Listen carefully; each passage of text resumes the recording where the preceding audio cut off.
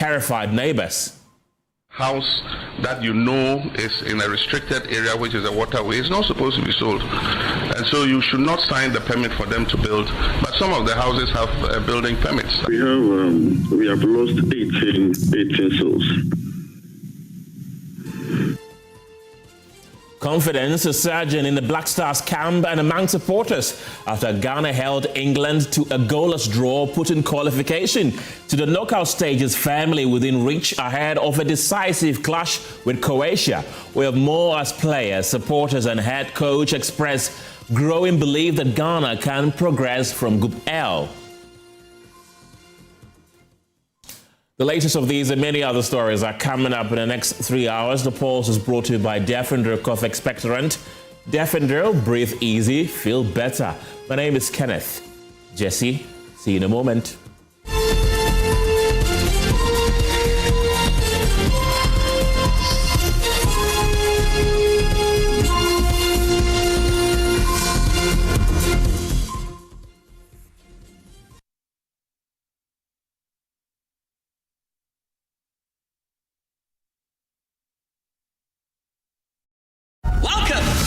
You know the drill. We must be at our very best every second of every day.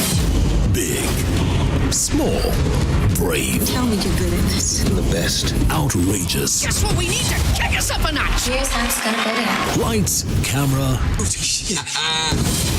That was great. It's your call, couch director. What are you gonna do about it?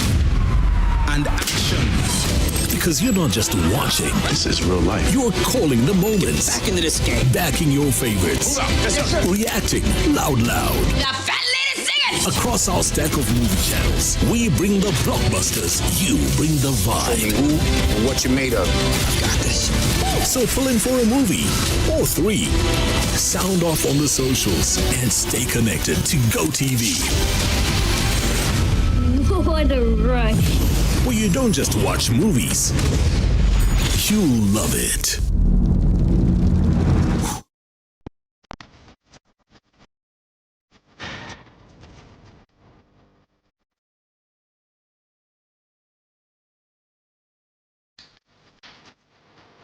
It doesn't take much to protect what we love.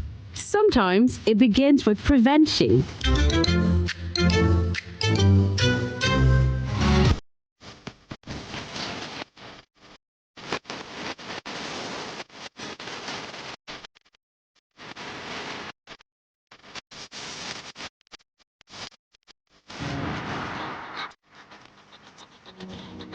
Care is not always loud.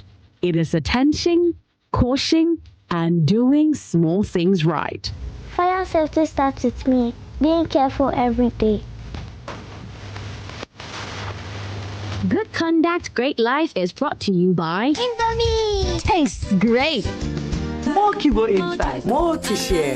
Kivo Gari Soaking Mix, taste of Ghana.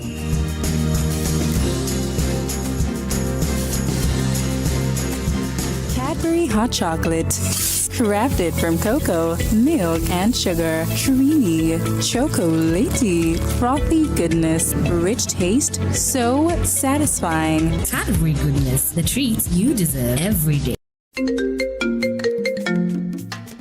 Hello, my name is Pamela from Customer Service. Please revalidate your account by texting your Ghana card number to 0500,000 247. Hey. Abili, wabadim. Madam, give me the numbers behind your ATM card. I'm calling from the head office. An email was delivered across to our customers this morning. Confirm if this is your bank account. 100,100,100. Thanks for sending your bank card details. Send the OTP now to avoid cancellation. EcoBank will never call, email, send an SMS asking for your PIN, OTP, bank card, or Ghana card details. Don't get played. EcoBank, the Pan-African Bank. Hello, please, I'm calling from Customer Experience Center. Another week is here on the greatest of all time show. My name is Giovanni Clip, and tonight we're bringing you talent.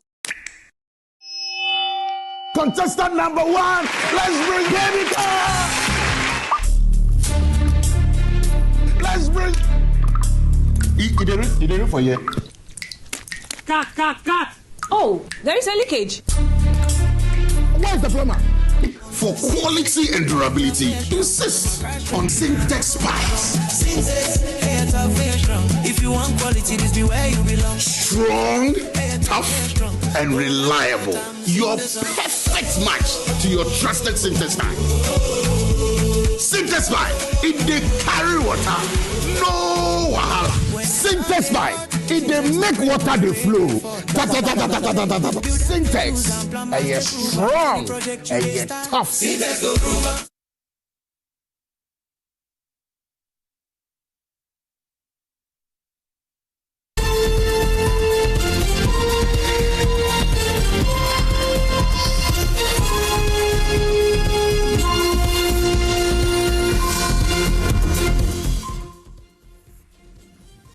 Hello again. 3 weeks after the North Industrial Area building collapse that killed 3 people, the remaining part of the structure, described as weak and at risk of further collapse, is still standing.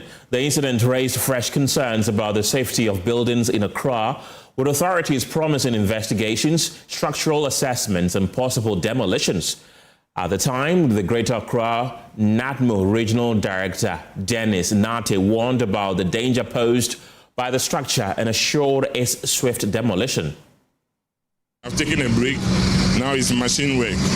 We want to continue collecting the debris so that tomorrow, at least this is a business center, so tomorrow we can open up the place for business. So we are going to do the second part by continuing to collect the debris. But so far it has been successful. And we want to thank everybody who was involved. So we'll continue to save lives and property. Thank you. I understand this property was put up day and night, so I'm sure there was less supervision, but this is not time to do any criticism, but there will be an assessment so that we don't repeat some of these mistakes. So as you stand here, you see the adjoining building. Once we are done with the rebels, we are pulling that one to down. Once we finish collecting the debris, we move on to put that one to down. Because it can, as it stands, it can even fail this night, it can fail tomorrow. So we have to bring it down so that everybody around will be safe. So that was the promise then, but nearly 3 weeks on, little appears to have changed at the site, raising fresh questions about the pace of action by the authorities. My colleague Stephen Mensah visited the site. It's been nearly 3 weeks, as you rightly mentioned, since this building came down. And what you'd see will be the end results or the rubbles from the building collapse. The building collapse that led to the loss of lives of some 3 people, some 3 persons. And what you would see also will be some barricades, and this will be, we would understand, some preventive measures for people, preventing people from entering this site. But then, so far, we've not heard from what we've gathered from the residents, you've not heard anything from government or any government official as to what they are doing regarding the situation. You see the building still standing. You'd also notice that some vehicles have started parking close to the incident site. And this is at a central point, given that it's close to a mosque and it's also close to a mechanic shop. And when the incident happened, the Ghana National Fire Service has been talking about how dire the situation would be if this building, I must say, had also come down. They've been talking about how weak the building is. But then I have some residents here. I just want to get closer and talk to them about what they make of this and whether or not they want an action as soon as possible. Chief, good afternoon and welcome to Joy News. Good afternoon. So it's been about 3 weeks now since this building came down. What do you think of it?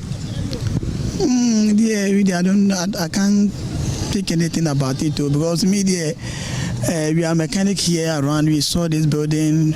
I was in house then. As I hear say the building was collapsed. So I don't know what exactly happened before something happened like that. So if you ask me, I can't tell any. Are you not concerned that if this building is to come down, it's going to affect you? Oh, this one there, you see, NATBO came here. Me, I don't know anything about building. So they came here. So I can't tell you, say if it could come down or if you leave them like that. So if this building come down, the tendency say it could enter your mechanic shop behind. Are you not concerned that if you come to your mechanic shop, you go destroy somebody in car or you go feel hurt yourself?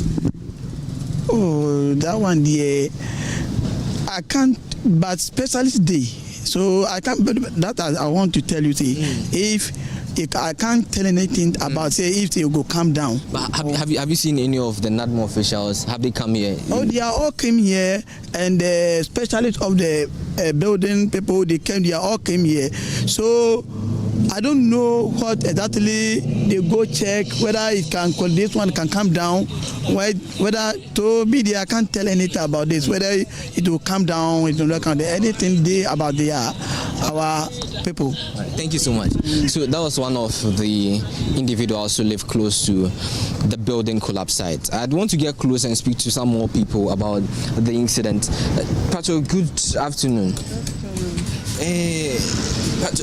Then are you me na me provision shop wa ha o me ni ho me tu coin ana me ba ya me wo fie na me bra frame say building na e be me no I collapse gu me shop na me ba ya shop ne kra ma be hu container ne ana me niama ne wo honom me ba ya ma yi ni niama ne nyina ko ma hu obi aso anka hwe nkyira me obi anka hwe nkyira David Osha ahin wa hwe wo nema we nema ne de edos before me tu coin ne de scanner ekita me na me see me tu coin ne ba me nyeska wo me santi scanner me kita ne me de ne nyina akwafa nema de abesi honum ansa na me call enti me ba ya na building ne collapse ya na nema ne nyina akokondem enti sitia oti hey o ye de wa me ton pure water na unsuro say building way so eba forma e be proud na bi throw the misro but me new option because eno na ya me djuma me ye na me didi kakra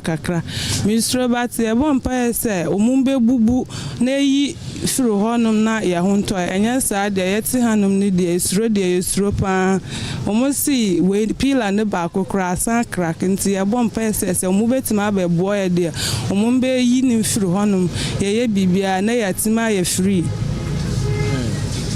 Yeah, that's me. So that's one individual or one lady. She's been here, and currently she owns a makeshift structure. She sells on the table. She says she lost her shop, which was close to the building that collapsed, and she's been telling us about the fact that she's lost a number of items, including her money. And she says that her money was used to purchase some items to restock her shop.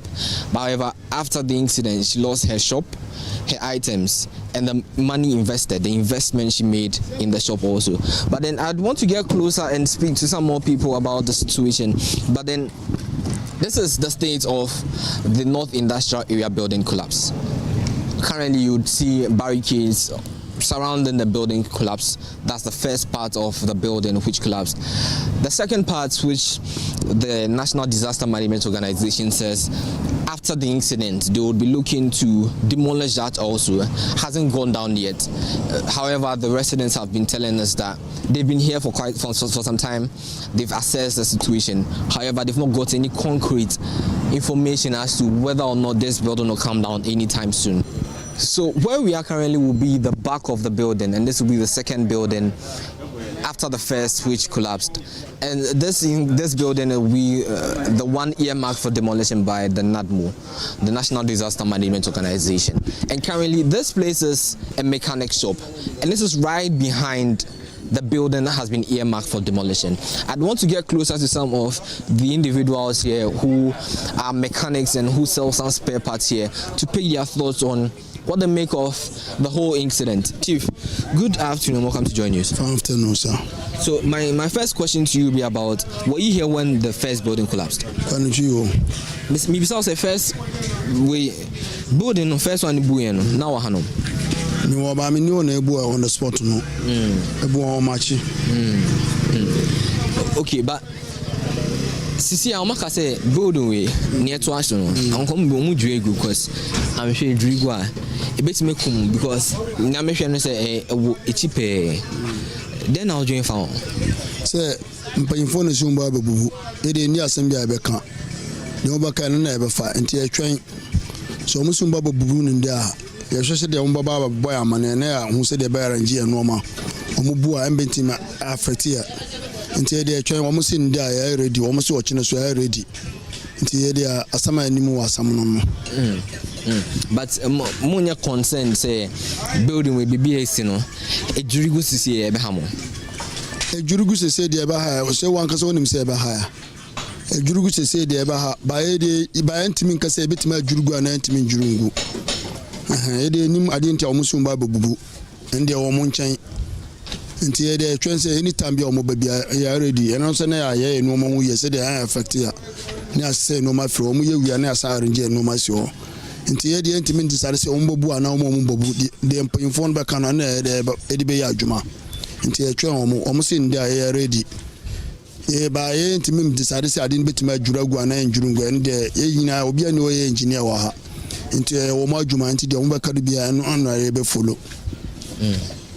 But then question back one bisa say mo be bia mo niama no wo hano building we omaka say eni ahoden sa building first one ejurigu omaka say network so eni ahoden sa but sisi it me ejurigu sisi ya nko forecast na spare parts no e betima cost mo ana e be cost e bebre ejurigu sisi de e be cost ya ba e de hwese se do be ya sunje be ba e beti enyina betima atena fa sunje na epe nti de betima ba na de sunje ba na help ye fie wura no na enyina sunje na enyina epe ye yempe girigida asem bia nti de betima ya bebu enyina yeso ebeti a yeso ho beto e wono so ho beto e wono so no ho beto no na na ehwe. That's way. So that's one of the tenants of this land, and he's been telling us about what this will cost them if this building, the second or adjoining building to the first one that collapsed, comes down. I just want to get closer to one other person and see if he would be willing to talk to us about what this will mean to them. Chief, good afternoon, and welcome to Joy News. Maybe say more concern say building will you go Abraham. Papa. Because first of all, you need GDS when bet mabu inti so far when you suit Timubu and we sweat mabu into the almost your market say or more court order into a name that court order no baba because we say the year one and now hunter because they say she nipa dom yes sister bi ni ya master bi container when I send in my way when see the man the omba didi kura mun ni baby omba and lights cry yes we wa higher wireless I will be more press host say I light no need ma bia ye tete hon say ye nyina ye mechanics e bi e welder e bi e electrician ba light no ye need ye be adwuma nti esra aban say ade ombetima bu we na ombabu ne ntente na obi ansan resettle so wontim bubu a ende omba hwe say omba ya say omba nya lights ama na at least the omo here light no omo nso ntimi ye bibi na omo nya omo sa dwa no ko omo no. So one other mechanic over here, and he's at this mechanic shop, and this site or this mechanic shop is right behind the building that collapsed, right behind that genuine building that's still there and has been earmarked for demolition by the National Disaster Management Organization. But what you would also notice would be this building is close to the road, and this road will be leading to North Kaneshi, will also be leading to Aveno, and will be leading to some key parts of Accra. I have a woman here, and she sells some food materials over here. Auntie, what's a good afternoon? This is Bibi Aboko. If you join news, near person no kataka kebi, unsa otonade wa hano. But building we ebubu na wa hano. But you no dey minim shefan why. Oh, near BC say we almost say baby esi no enye na eba form sisi ya ebetimi ahanko for baby. What's in asem? But you menti she found. Okay, so she's unwilling to talk to us about the situation. I don't want to see if I can get some more people and pick your thoughts on the incident that the building collapsed.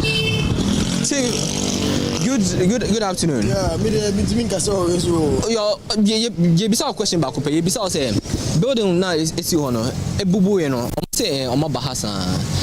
but almost in California, no more casa, almost say building almost casa on bubu, but in bar from CCA. Now a book to see a bit in my handle for. Then yeah, be beside saying now you found. Yeah, you're live on TV now. Video. So we just want to pick your thoughts, just briefly. Is this a concern to you? Said about Bubu, you know. O say you told me musini woman. And no say be a bit me boom. Say near one day bit me boom. They say bugu for my beer. Bet my cook across. Said baby me kumo be and I say said the kum nipa as a nipa train we all building back on.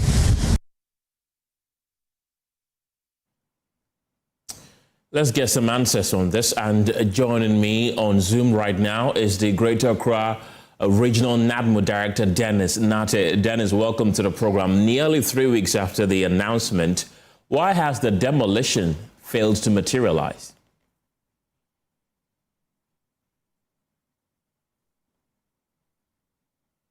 Kindly unmute your microphone so we can hear you, Dennis.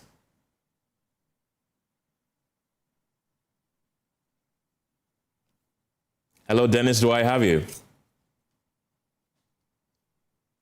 Right, so we're trying to establish connection with Dennis Nate, who was live on scene at the site when the building collapsed.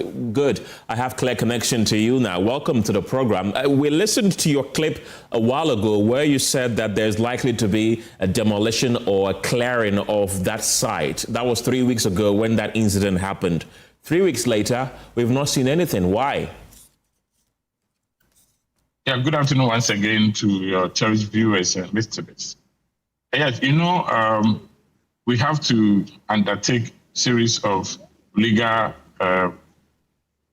issues, especially with the owner of the property, before the other property could be pulled down. Of course, that property was linked to the one that got, demolished or failed. And so we have to do a lot of legal process so that we can pull it down without any issues, court issue. Currently, the issue is at the court, and we are waiting for official clearance, and we can go ahead. Well, that's quite interesting. You also indicate that a report will be submitted on 16 structures earmarked for a demolition in the Greater Accra region. I remember speaking to you here on the show. What's the latest on that as well? Yes, for the 16 structures, most of the reports are ready. Out of the 16, we have demolished 3 so far. And the remaining that are left to be demolished are at other parts of the region, namely Tema. We have the Kaiser Flats in Tema, where we are awaiting the official go-ahead from the TDC and the official go-ahead from the AESA, who have already issued their report. And we've given the occupants some time to be able to salvage their properties, for some time to be able to do proper evacuation so that the building will be ready for demolition.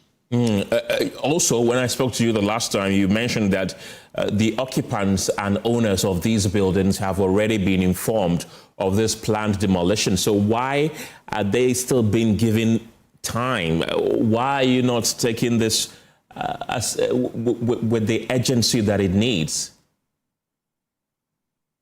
So with what we have done, the immediate measures we have taken is to write to the Ghana Water Company, write to the electricity company to discontinue their services to the structures.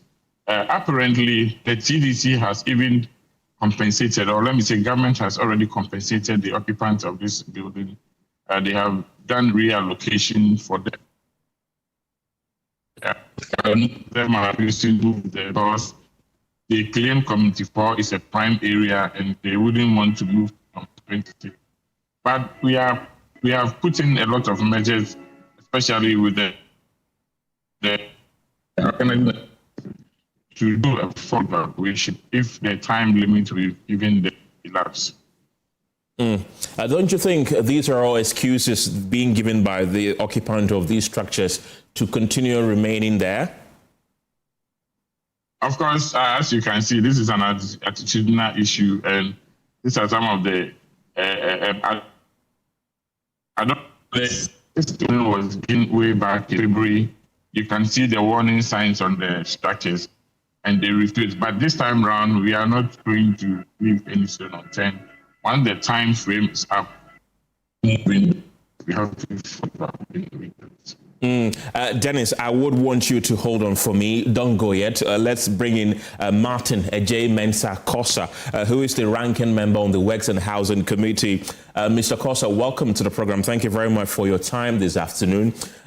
These structures that are earmarked for demolition, the most famous one was the one that collapsed in the North Industrial Area some 3 weeks ago. NADMO gave us the assurance that they are going to bring down the entire structure. 3 weeks later, the structure is still standing. As a ranking member on the Works and Housing Committee, how concerning is that to you?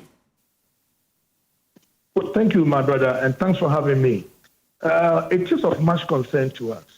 As a Committee of Parliament, in our schedule for this session, we intend to hold some public forums where we are inviting petitions from the general public on such structures, which are obviously a death trap, waiting for disaster to happen. And we intend to engage in serious interrogations of people in authority. Almost all these happening around us is as a result of lack of enforcement from officialdom. People who must be working to enforce our laws are failing this country. They are endangering the lives of our people, and it's continuing by the day. It's a matter of people sticking to their work, and then we can get results. Until there is a resolve as a country to make sure that our laws bite, and those who must enforce the implementation of those laws really work, then we are going to have a problem. Yes, some official within an assembly may give a permit to a developer. Once the developer secures the permit, there is no guarantee that they will go and abide by the necessary safeguards or requirements to put up whatever they are doing. So there is a need for frequent monitoring of the situation within your area. If you give out a permit, you follow up to show that it's being complied with. So that is largely not done. They will give you a myriad of reasons why they are not doing that. And in some instances, people are developing without any authorization, no permit. In fact, no laid-down procedures are being followed. At the end of the day, all of are supposed to be dealt with by the officers that are in charge of this role.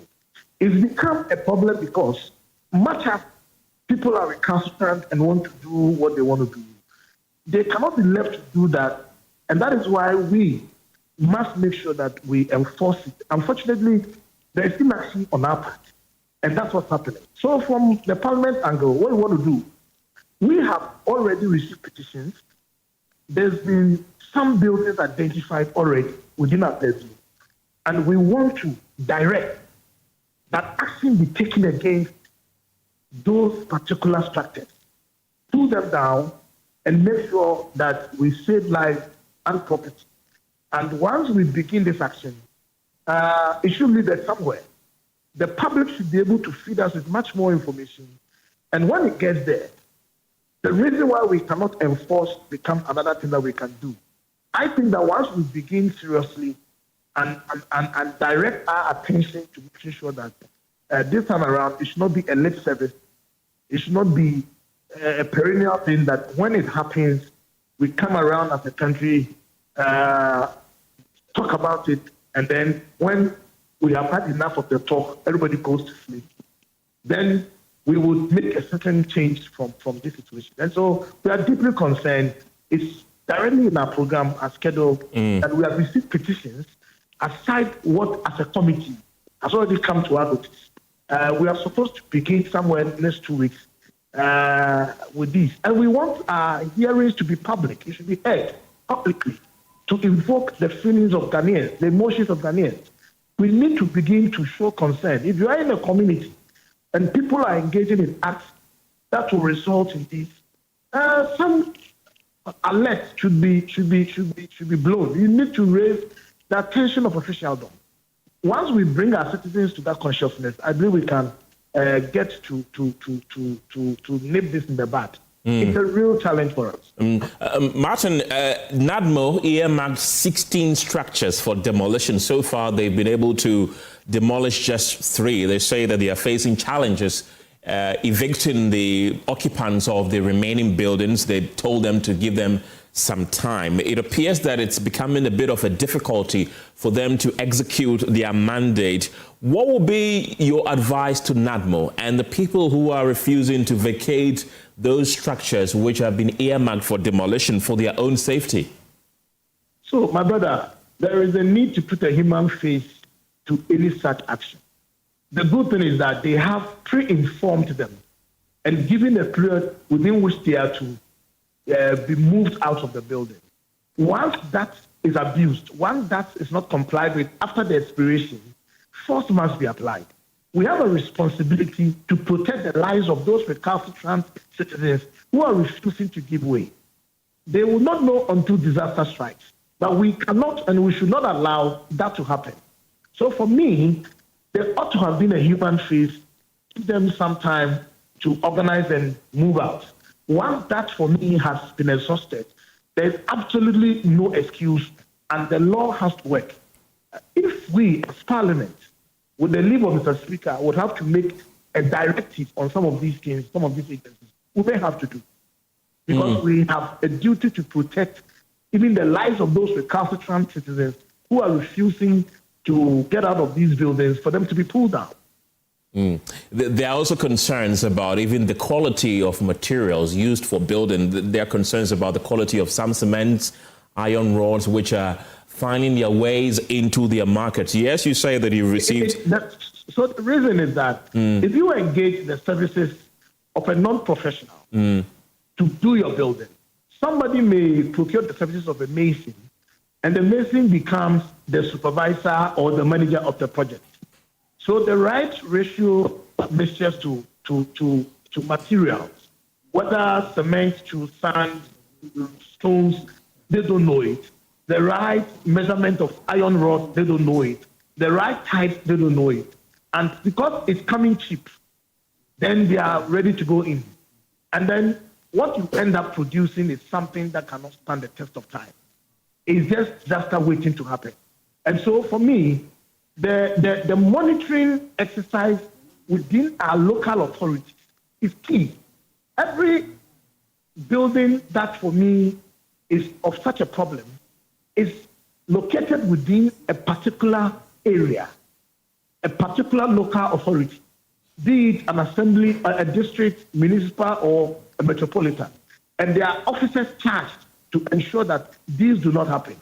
If you are going to have to follow and enforce the permits that you are given, it comes with certain regulations, certain requirements. You need to physically observe and know what is being done. Once those are not done, then we have these problems. So for me, it should come squarely within the assembly. Officers who are mandated to ensure that these are the safeguards, these are the requirements, and they are fully complied with. And then once that is not done, we should hold them responsible. The incident that happened at the North Industrial area some 3 weeks ago even took the presence of the Vice President and also other government ministers for, some of the debris to be cleared and all that. And 3 weeks later, we are hearing from NADMO that they are facing legal hurdles to demolish the remaining structures. So it does appear that not even the intervention of government or the vice president is going to make headway. But I would not agree. I would not agree to the extent that the force of the state, in all necessary respects, must be applied where needed. And when I say so, I'm sure rightly you would understand. If the state or government of Ghana would have to act in a way that safeguards human life, I don't think that anything takes precedence over that. Quite often we hear this. I was very scandalized quite recently in a meeting with World Bank and officials of the Ministry of Western Housing. in a discussion about flooding in Accra and how we can mitigate it, there are projects that are stalled under the Garrett initiative. And we sought answers as to why it's not being made to happen. I mean, I was scandalized to hear that they cannot evict criminals who have taken over various sites. And that when you go there, they are armed. And they have to run for their lives because they will not give way for projects as at Garrett to happen in Accra here. And my brother, I was scandalized that why would anybody say government of Ghana goes to procure loans for which it must pay with interest, and then when the money comes to us, we are being overtaken by floods. Project infrastructure that must deal with it are stalled. And then when we ask you questions, this is what you tell us. So the country, Ghana, cannot enforce laws to eject simple squatters, people who are not supposed to be there, and we have a challenge over a year or two that we cannot evict them, and therefore the national program suffered. It's nice to hear that. It's akin to what is being told here. For me, once we as a country feel that enough of this, we need to act to nip it in the bud, make sure that there is some action and not just talk. It should not be difficult for us. They are laws, and these buildings contravene our laws in all respects, either how they came up or the state of how they are being occupied.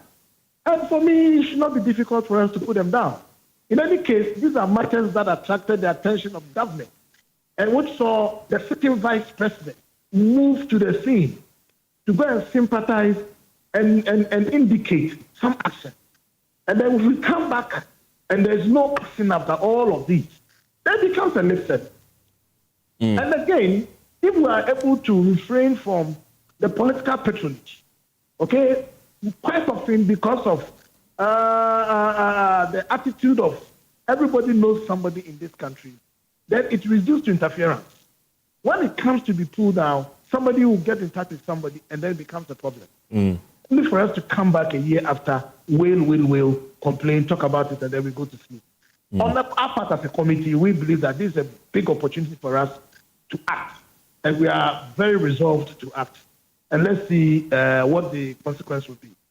Because there are still people who stay closer to that structure, some who sell close to that structure, and other structures which have been earmarked for demolition. So you've outlined a number of things that your committee intends to do. One of the calls of the people is for the sector minister to act. Are you possibly going to haul him before Parliament to come and answer some questions? Exactly the point I was going to ask, that we may have to haul the sector minister before Parliament, and if not just in Parliament, at the committee level, we would expect that the minister or these agencies will come to us, and if there's a reason, we may have to escalate it, and with the indulgence of the Speaker, get some resolutions for action to be taken.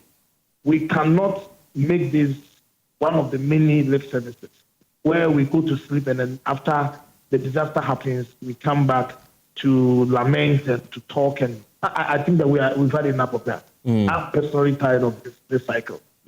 Martin J. Mensah-Kosa, grateful for your time this afternoon. He's the ranking member on the Works and Housing Committee in Parliament. And I still have Dennis with me, who is the Greater Accra Regional NADMO Director. Dennis, do I have you on the line?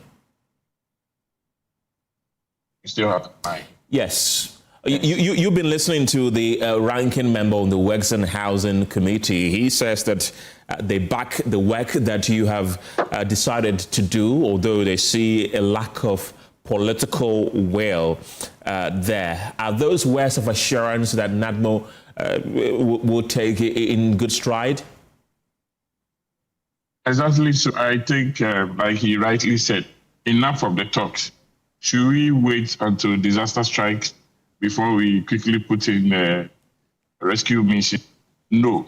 Because we have identified the building as a hazard and needs to be pulled down immediately, I think they should clear the way for us to pull the building down. Because that building was attached to the one that failed. And I remember on that very day, the Minister for Interior issued a declaration immediately it should be pulled down. And so we organized to start the demolition in the evening. But of course, another chief came that we have to hold on due to one of the legal issues. And that demolition, maybe we have to use explosive to do that. So putting all the measures in place, and once we move in, able to pull it down immediately. Because as the building is there, it's supposed hazard and a disaster going to fail any time. Have you since then gotten in touch with the Works and Housing Minister, the Greater Accra Regional Minister, any government official to report to them as to the hindrance you're facing to demolish that structure? Yes, all these agencies are part of the arrangement. We coordinate with all the agencies. And so currently the issue is with the national security, and they are seriously taking on it. So once the green light is given, we will just move in. And as we speak, maybe if tomorrow they could give us the green light to move in, we'll just move immediately to put it down. That is why we have barricaded the place to make sure that nobody goes closer to that structure. Because that evening we issued an evacuation notice, so all the furniture and other relevant items in that building were moved just that evening, preparing it for a possible demolition. And so we are just ready. Once we get the green from Right. I want to take you back to the 16 structures that you said were earmarked for demolition, which 3 have since been demolished. You indicated that a report will be submitted on those 16 structures. Have you gotten any response on those 16 structures from government regarding the report? And really, what has the government been telling you about that? So for reports, 6 are ready for demolition. That's what I earlier on mentioned, the Kaiser flat. Those are structures which the reports have been issued and ready for demolition. The old challenge we are facing is the evacuation process that we have to, like the ranking ambassador, try to give it a little bit of man face. But of course, this is a disaster waiting, and we cannot wait any longer. We are in the rainy season, so we have directed ECG and water to take off their supply from there. It's part of the enforcement measures put in place to make sure that structure is pulled down. And so the evacuation process, we were there last month and realized I think a few families have already started to move out. So we are ensuring all those within structure, oblivious to the danger that they are in. We move and Dennis, your internet seems to be failing me. If we can try again one more time.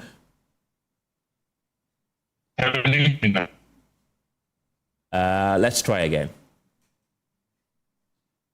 Hello, Dennis. Okay, so am I clear? Yes, much better now. Much better. Yeah. And so I'm saying that, yes, we've received all 6 in Tema.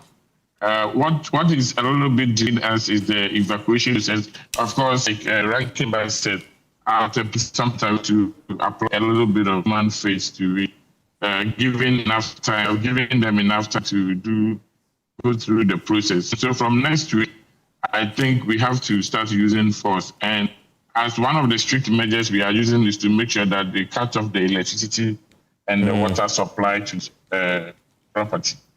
And are you giving them any timeline now? Because you mentioned earlier that they've been informed about evacuating the place as far back as February. Now that you have decided that you may have to use force, are you giving any timeline that between now till this time we should finish demolishing the remaining 13 structures? Yeah, so we gave them up to the 1st week July. That's the deadline that I've given them. Dennis, I didn't get that part. Hello, Dennis, I didn't get that part. You gave them up to when? Hello? Yes. I am saying that we gave them up to the 3 week time. We gave the ends the 1st week of July. Okay. That is when the 3 weeks deadline will end. And so I think some of the families have already started packing their things when our officers visited the place the other time. And so we are entreating the rest to also, follow suit and make sure that they could, because we are in to protect some properties. It's not any other. So they should just comply with the directives and then move out, because what is then could fail at any point in time, especially now that we are in the raining season. What if they fail, even despite the threats and the possible use of force? What if some insist that we are still not going to leave? What happens? Yeah, if persuasion fails, the force must be applied. So we have notified the Ghana police, we notified the national security, all the security board have already been notified. And so if we have given them enough time, and if they don't compete, then of course we are going to use the possible force to make sure. Already they have been compensated. They have been made available structures at communities where they have to move. So I think TDC is also involved trying to persuade them, so that I'm sure by the end of the deadline they might have complied and move, so that we don't have to use any other force to do the evacuation. Aside from those initial 16 structures which you have earmarked for demolition, have you identified additional structures that you think should be demolished? I think we received from some residents about extra 2, one in Osu and then one in Choko, which we will go and then have a look at it and perform the integrity test on it. If it fails, then of course we have to add it to the already 16, or even this, we've done 3 of these, so we have 13, so that we can add to this is of all citizens. So this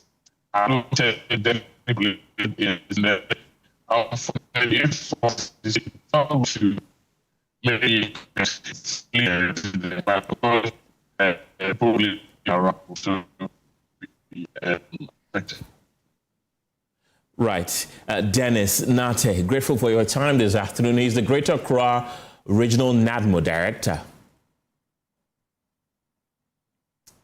And parts of Accra are showing signs of drowning in filth as uncollected rubbish and failing waste management systems push communities to the brink. Joy News has been touring some of the worst hit areas, starting with the Kaneshi Market, one of Accra's busiest trading hubs. There, mountains of uncollected garbage are literally fighting for space with traders. And while local authorities claim cleanup efforts are ongoing, transport operators, vendors and shoppers say they are living on a time bomb. They warn that the growing wasteland poses a severe threat to public health and daily survival. My colleague Michelle Latte has the details in this special report. Right at the entrance of the Kaneshi Market complex, you are greeted with the stench of an overflowing refuse container. So the container here is the main collection point for the market, and the traders here tell me that this is where they dump all their waste at the end of the day. They also say that because of the rising issues with landfill sites being full, a lot of the residents around the area also have to dump their refuse here. Right behind the refuse dump are traders who have displayed their wares, most of which are food items, and they have to trade under these unsanitary conditions. We've been speaking to some of them, and this is what they had to say to us. But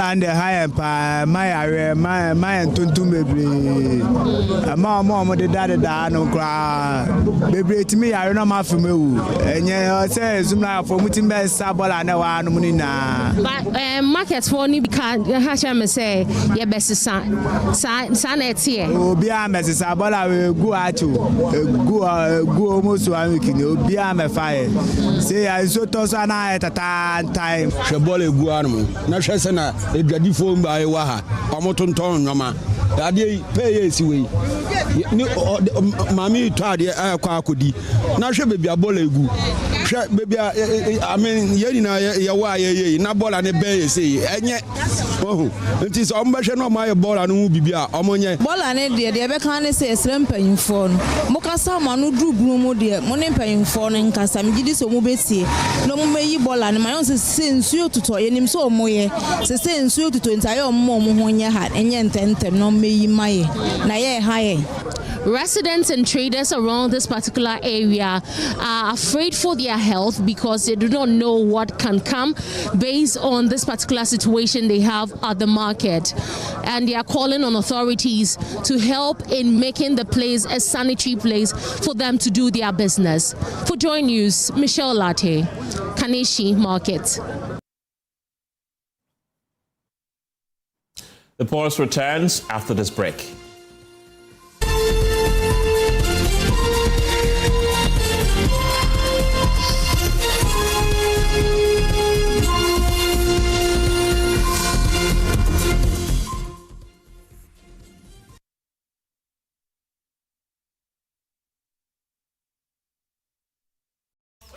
Now let me share my wildlife experience with you at Safari Valley Eco Park. Welcome to Safari Valley Eco Park. Our electric shuttle pulled up and in no time our tour began. We were surrounded by wildlife from the moment we entered the Eco Park. We were greeted by experienced tour guides who took us through orientation and how to better enjoy the experience. Watch these animals roam freely in their natural habitat undisturbed by our presence. We saw zebras, sable antelope, brown cranes, mara, silky chicken, nyalas, Shetland ponies, and so many animals I just couldn't keep up. Our tour guides taught us so much about the wildlife, their behavior, and how to interact with them. I even fed them. We also went fishing on a man-made canal. Then we took a break to have lunch in this serene environment. All this amazing experience for this price for adults? This price for teenagers. It's a bargain. As the sun began to set, it was time to go back home, but not before dinner by the campfire. It's been a thrill of a lifetime, and I can't wait till my next visit. Safari Valley Eco Park, bringing you closer to nature. Step into a universe of play. Explore games for every taste and find your favorite way to play. The excitement starts here. 1x Games on 1xBet. A world of games wherever you are. Mom, so Kidivite contains 12 vitamins? Yes, 12 essential vitamins that growing bodies need. So we'll grow healthy and strong. And smart? Absolutely.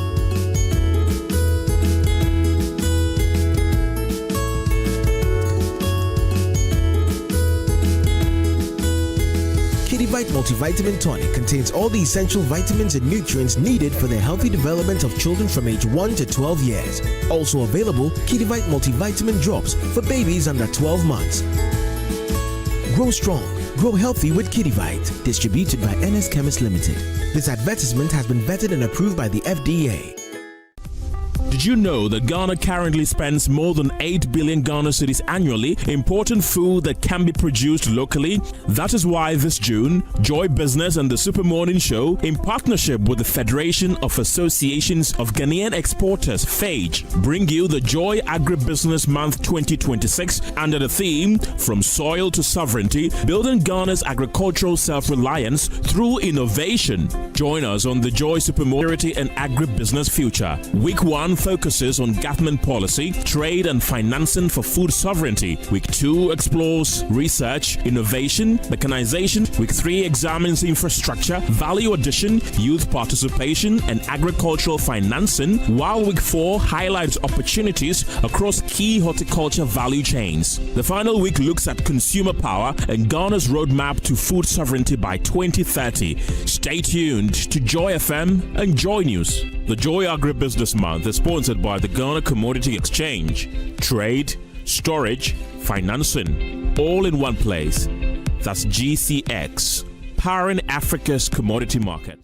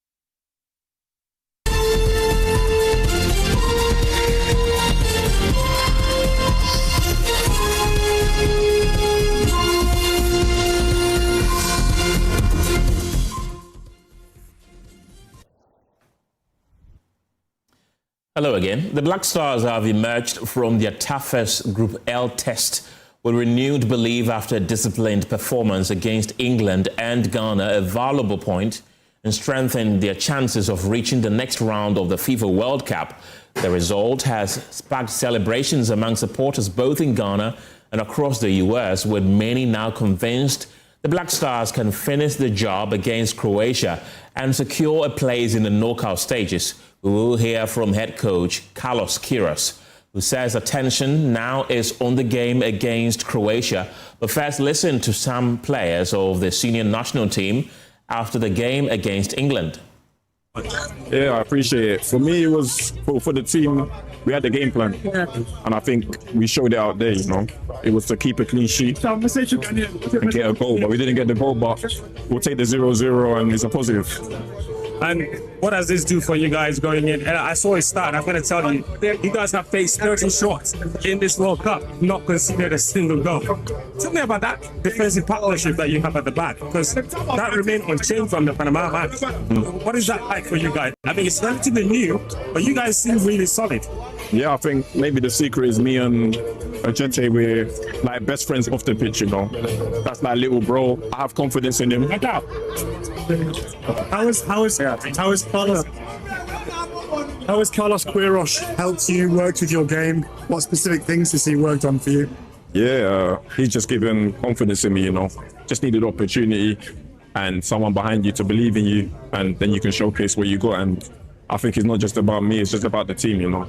So we're happy, and I thank him a lot. I'm going to just continue working.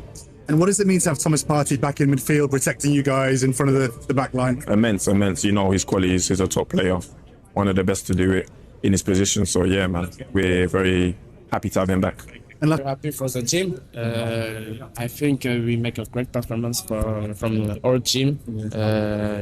And I hope it will be continued to support. Was that what you expected? Came against some of the maybe best wingers, Gordon and later Rashford, and you held your own. Yeah, I know. They are good players, and I saw a lot of video of them before the game, and I want to respond. I want to prove some things, and I think today I prove it. Ghanaians are beginning to get to know you. Is there more to come from you? What did you say? Ghanaians are beginning to know you. Is this as a beginning of something special? Yeah, I hope this tournament, this game, will be a lot of grace in the future. And tell me about what it's like to play for Ghana, what it feels like. Have you been to the country? What are you learning from your teammates? Yeah, for to be honest, I'm very, very, very proud to have chosen Ghana. I think it's the best choice for me. I saw with my family, long time I discussed with them, and for me, I'm very happy to choose Ghana, and I hope a lot of things, good things, come. We can now hear from the head coach Carlos Queiroz, who insists the team is fully focused on the challenge ahead. So I think, we always try to entertain our fans. Yeah, I appreciate it. For me, it was for the team.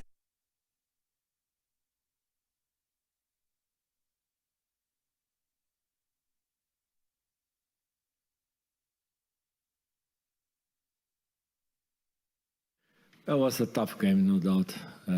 Very competitive, intense. Two different moments in the game, two different styles. The first 45 minutes was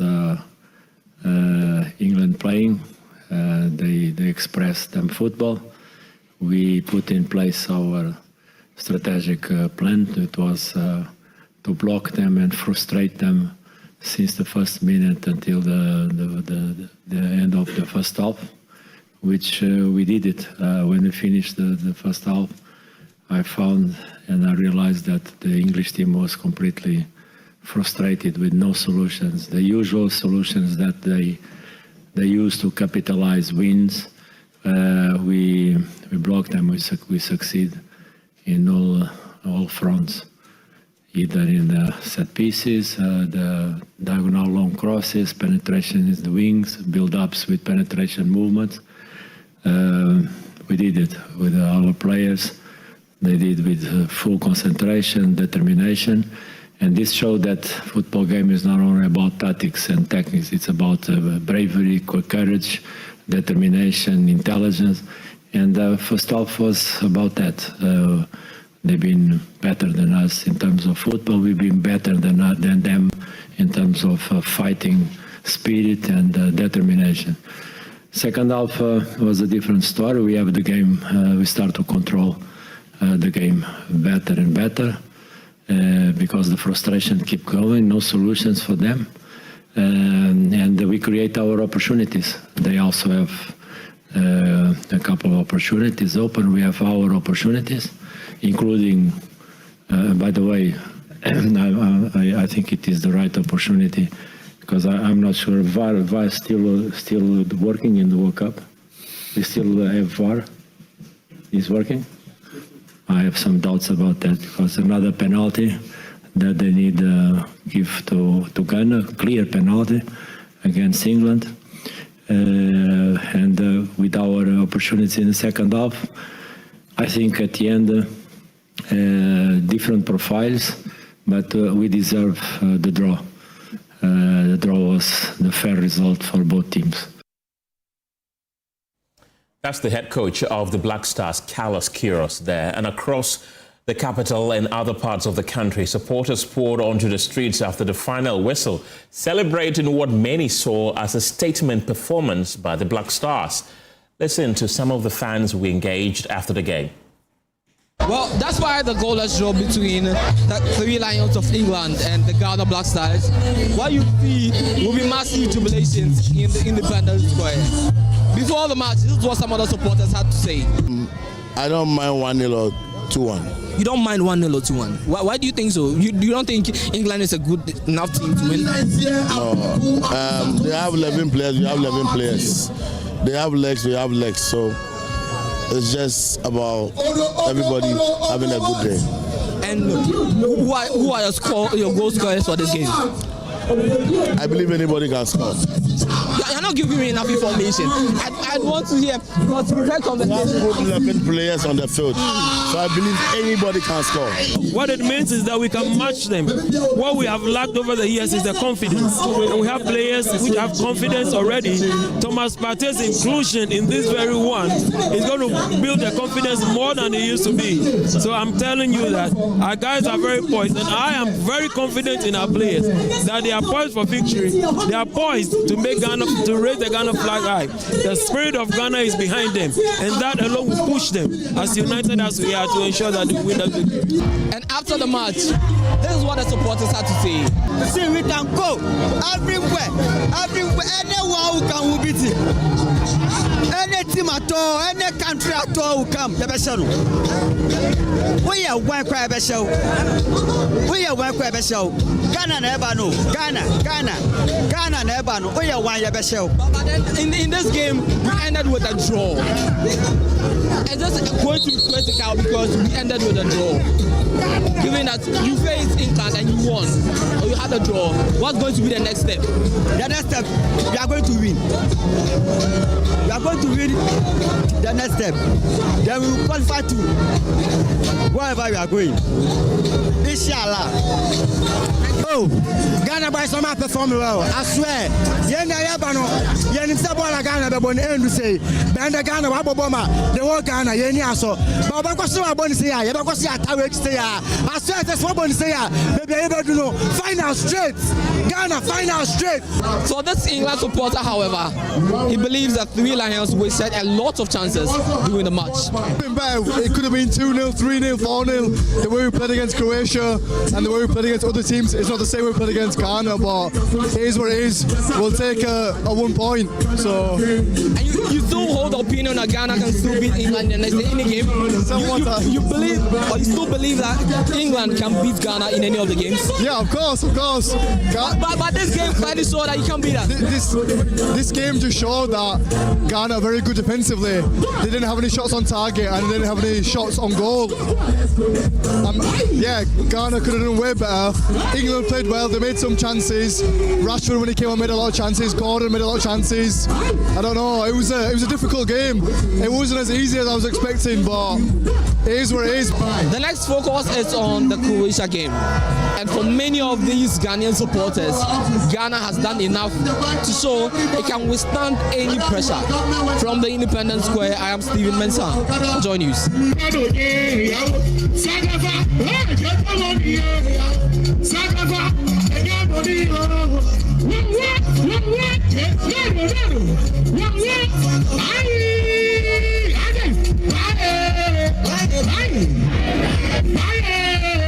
Party was definitely hard last night. Meanwhile, England manager Thomas Tuchel has admitted Ghana proved a difficult opponent and reflected on his side's performance.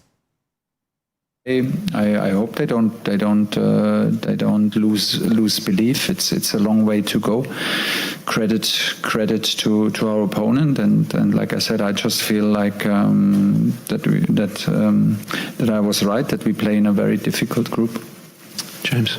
Hi, Thomas. Do you think it's a bit of an issue with the tournament format where teams basically know 4 points is going to get them through, that it leads to more games like this where a team's just going to sit in?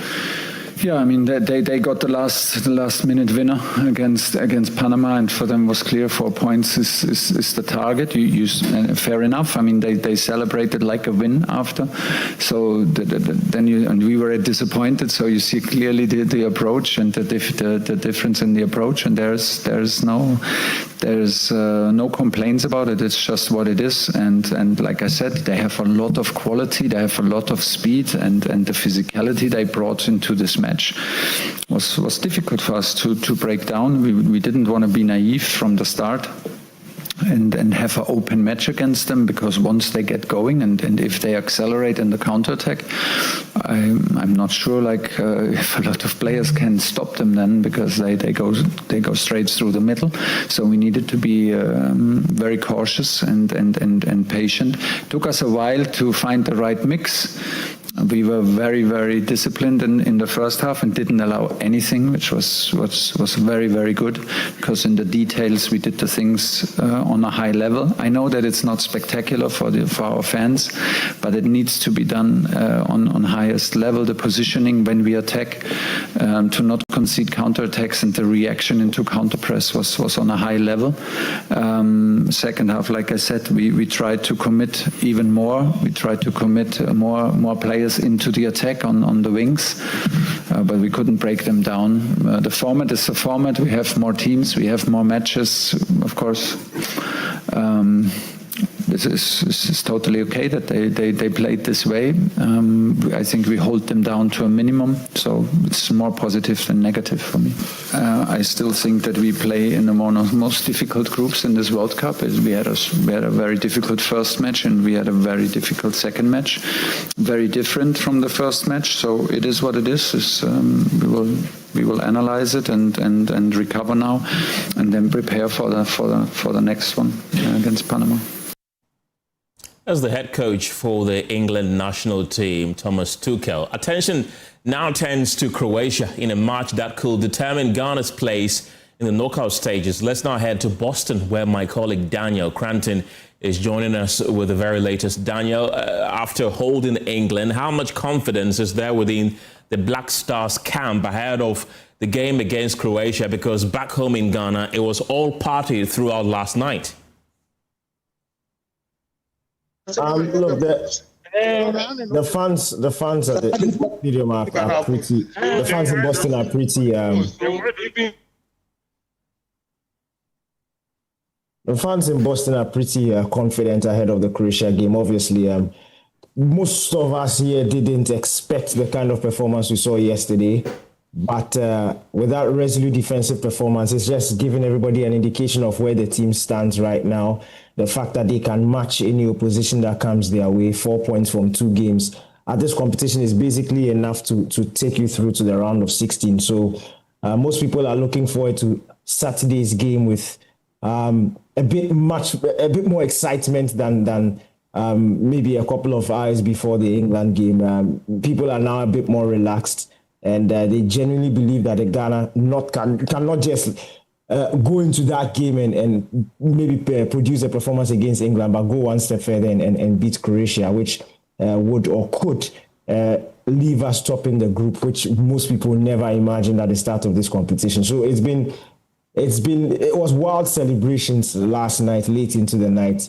It's been quite a slow morning here, obviously because of the celebrations. The team took their time at the team hotel. There was no rush to go for that recovery training session, and you would understand why, because they used a lot of effort in yesterday's game, a lot of energy, and they've just been given that time to rest. But there will be a recovery training session later today, but it's nothing too serious, nothing too excessive, and then the normal preparations will go on from tomorrow. Daniel, don't go yet. I've also been joined by Ni Odate Lante, who's a former Black Stars player. Nana Jemana is also a football coach and a sports analyst. Gentlemen, grateful for your time this afternoon as well. Nana Jemana, I want to start with you. You had little or no confidence in this team beating the Three Lions yesterday. Well, they did not beat them though, but this many Ghanaians feel is more like a win, the draw that we were able to pull against the English team. What do you make of our performance yesterday?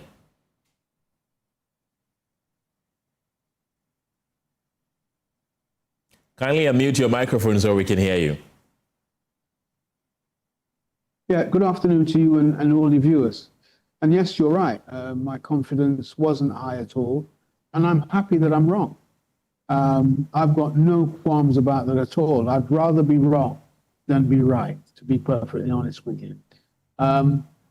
They defended resolutely. I think we all saw that. It was a much different game than the game we played against Panama. And we were under much more pressure than we were when we played against Panama, and we defended it very well. I'm very happy for Benjamin Asari for what he's done, because I'm still an advocate about having local players, and I'm still disappointed that we don't have enough in that squad. It's an indictment, but nonetheless, great performance. Looking forward to Croatia, but at the same time, I think it's important that we recognize that after Croatia, because I believe we've qualified for the next round. And when we go to the next round, if we want to play from now until the next morning, there must be a winner. This isn't a league format. This is winner takes all. And so on that basis, I think that we can't simply rely on the defending structure that the coach has established. We have to look at how we're going to take things forward and how we're going to put the ball in the back of the net.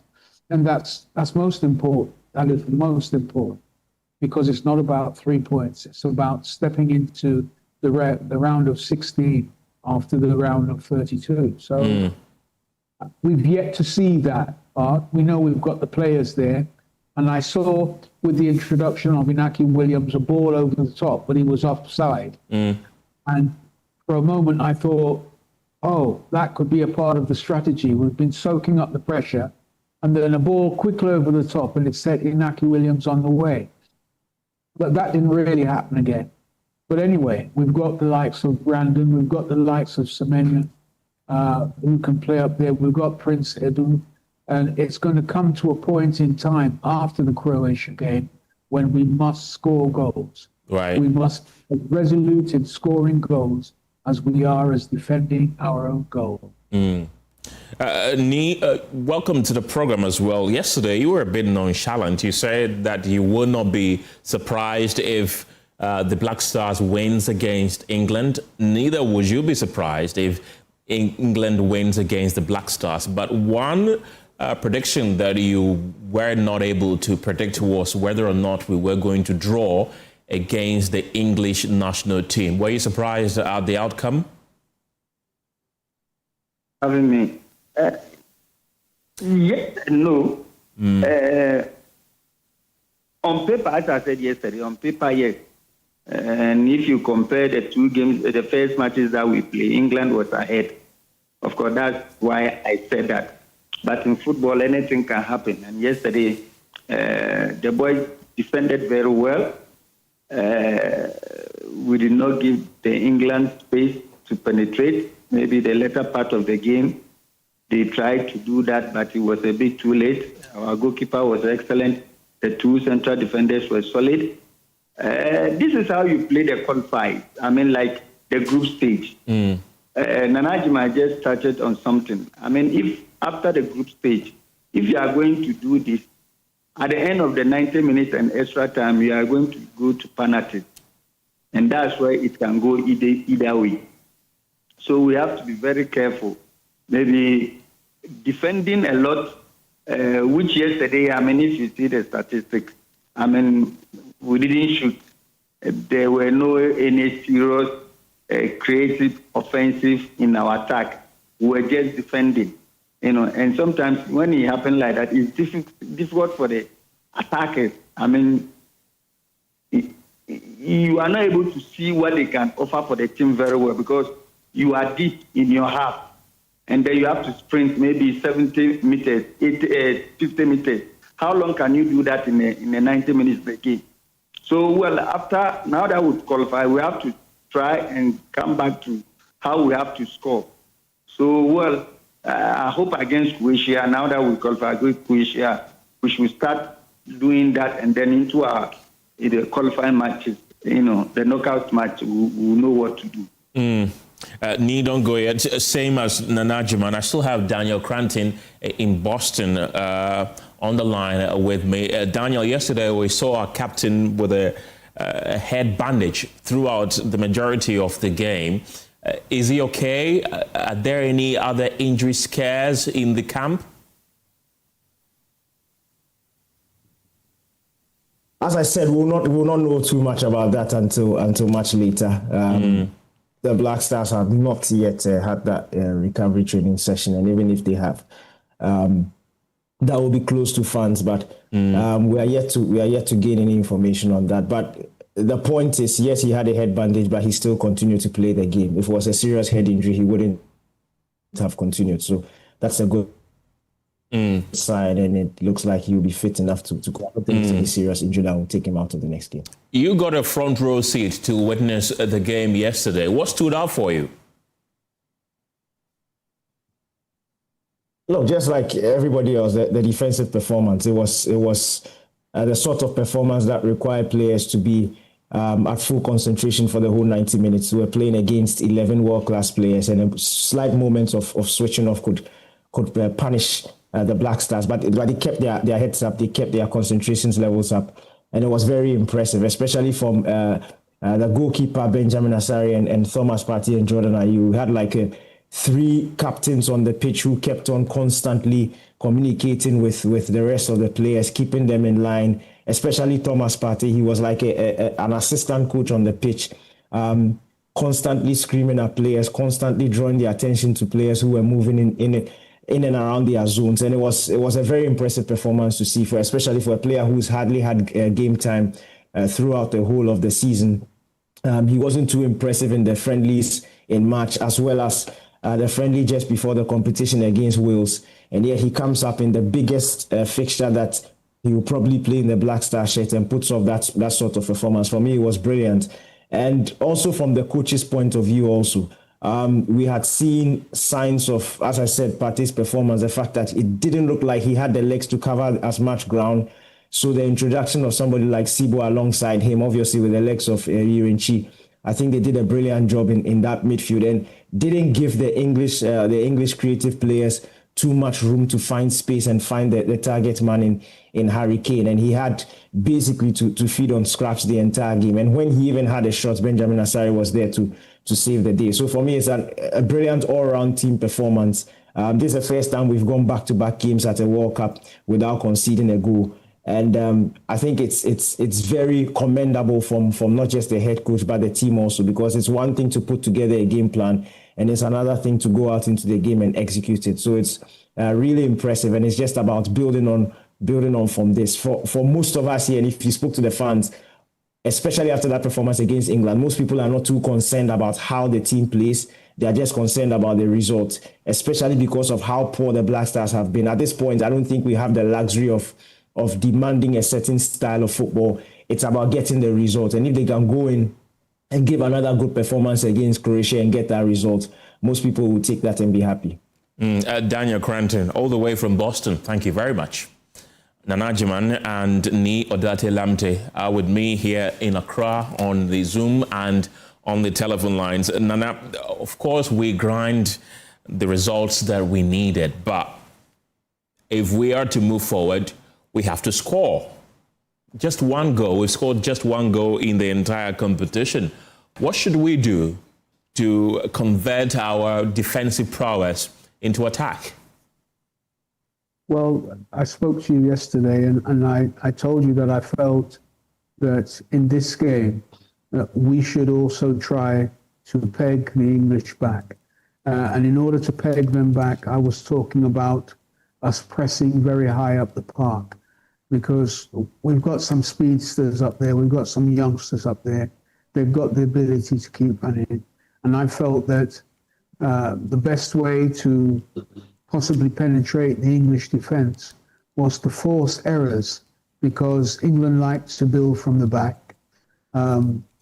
It's a trademark, if you like, and what we needed to do was to pressure the full-backs, pressure the centre-backs, pressure the keepers in order to try and regain possession because of a forced error. And I think we've got to take the game further up the field. We were very deep. I mean, one of my friends in the UK sent me a text saying, "We are playing so deep, we're going to need a lifeguard." But we've got to, that low block, we've got to move that further up the park. We've got to stop conceding half of the park and go down there and only concede their defensive third. Allow them to play in their defensive third, as we did. Well, we played in our defensive third for the vast majority of the game. That's what we've got to do.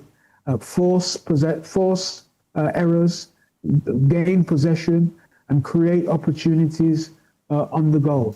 And I think we've got to have people who can score goals. Brandon Asante, he's a goal scorer. Semenya, yeah, he's a goal scorer. Isaiah, he's not bad. He scored a few goals. So we've got to let those players loose who have been scoring goals domestically up front and create chances for them so that they can score goals, so they can take, pot shots or whatever on goal.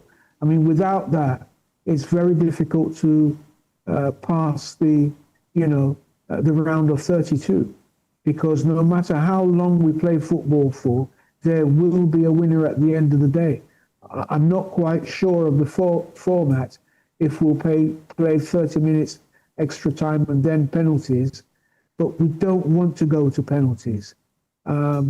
We should determine the outcome of the game before we even get to extra time, to be perfectly honest with you. Because when you get to extra time and then penalties, it's not really in your hands. It's the luck of the draw, because there's so much tension, there's so much pressure. I don't personally want to go through that. I'm sure the players don't want to go through that either. So whilst the coach has established, that defensive, that strong, resolute defensive structure, he must now begin to progressively work on moving the ball from the middle of the park to the strikers, supporting them and creating as many opportunities as possible. I mean, you heard what your reporter said. We didn't have a shot on goal. That is not a statistic to be proud of, but we're all happy because it's England we held, and I'm very happy about it. I can't remember since I've been so happy about a result of the Ghana Black Stars. I can't remember. It's such a very long time. I'm still very happy. I drove home very happy, blowing my horn, but now we must score goals. We have to score goals. We can just do this one more time with Croatia, and try to pick a point and try to get that draw. But after that, we must come out of our shells. We must score goals. Okay, let's look at some of the key decisions in the game. Audacious Lamte, former Black Stars player, this question is to you. We saw the tackle by the England player Konsa on Prince Edu. Many are saying that that should have been called for a penalty. Do you think that was a penalty? We should have go to the VAR to cross-check, but I think it was a penalty. But as Nana is saying, I mean, if you look at our first match, I mean, possession did not go our way, and yesterday also, it did not go our way. Now we have to turn it other way around. We have to go and possess now in our next match against Croatia, and then maybe our next match that we are going to play, because it's very important, very, very important. If you are going to sit back, maybe for another, maybe 2 matches again, the boys, like, they will be tired. The more you chase ball, you get tired. You know, so I think now the coach have to change after, now we've qualified. Yes, this is what we want to do, as I said at the beginning. I mean, you play this kind of tactics for you to be able to qualify out of your group. Now we have that. Now let's change our system. And we have the players that can do that. Pate can do that. Jordan is there. Semenyo. We have players that can hold ball. So let's go out a bit. And then when we do that, we'll be able to see the presence of the quality of the strikers that we have, that can shoot, they can score. Because yesterday and even against Panama, nothing like that has happened. And if we want to go further into the competition, this is what we have to apply. The interesting thing is that after 20 minutes yesterday, we had just 10% of the ball possession. England had 90. That tells you the intensity with which they came into the game and how we also decided to defend. Now, the tactics of the coach has been called into question. Many are praising this as a masterclass. Do you agree? Yes, as I said, I mean, when going to a competition like this, when you want to qualify out of the group and we are playing with a country like England, this is what you need to do. Because if, like, open up, I'm sure maybe a different result altogether. So this is what we needed. Defend very well and make sure our counter-attack should be effective, which we did not have. Against Panama, the same, but then the first counter-attack that we have, it was effective and we were able to get a goal. Against England, we did not until maybe the one that I said was a penalty. So we have to change. But yes, we needed a point qualified for the next stage, and we are able to do that. We defend very well. The boys were excellent. I mean, from goalkeeper to the fullback and the middle party and all that, they did very well. So now we have what we want. Now we have to change our style. It's very important. Nana, how about that call for a penalty, the Konsa tackle on Prince Edu? Do you also share the same sentiment that it should have been a penalty? Konsa leapt off the pitch. He had both feet off the ground and went into that challenge.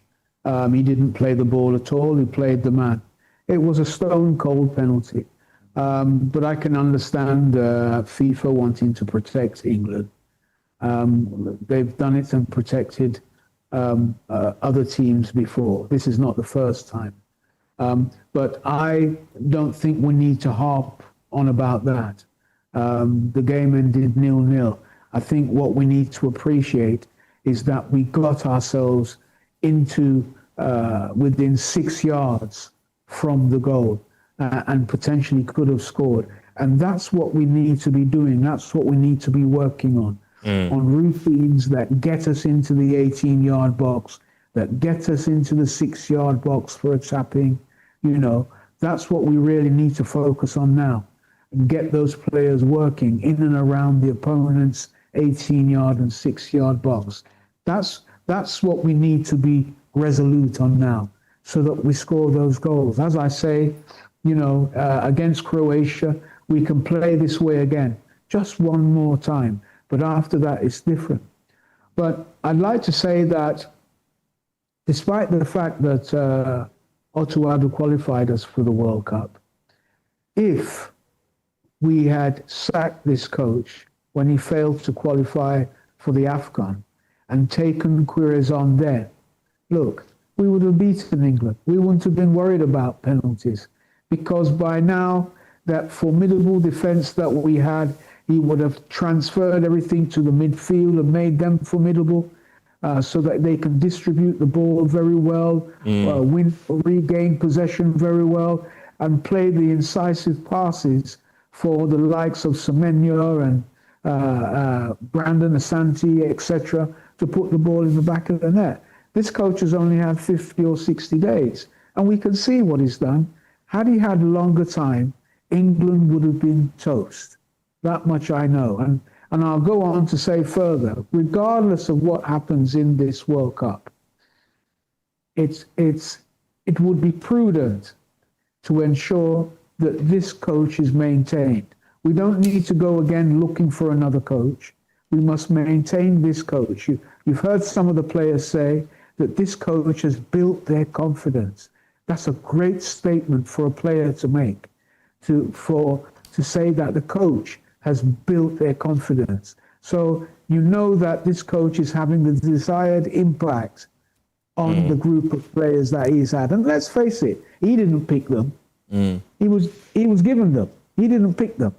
So you just imagine him having the time he needs with these players. Oh my Lord, we wouldn't even be thinking about Croatia because we know we're going in. Yeah, seriously, because look what he's done.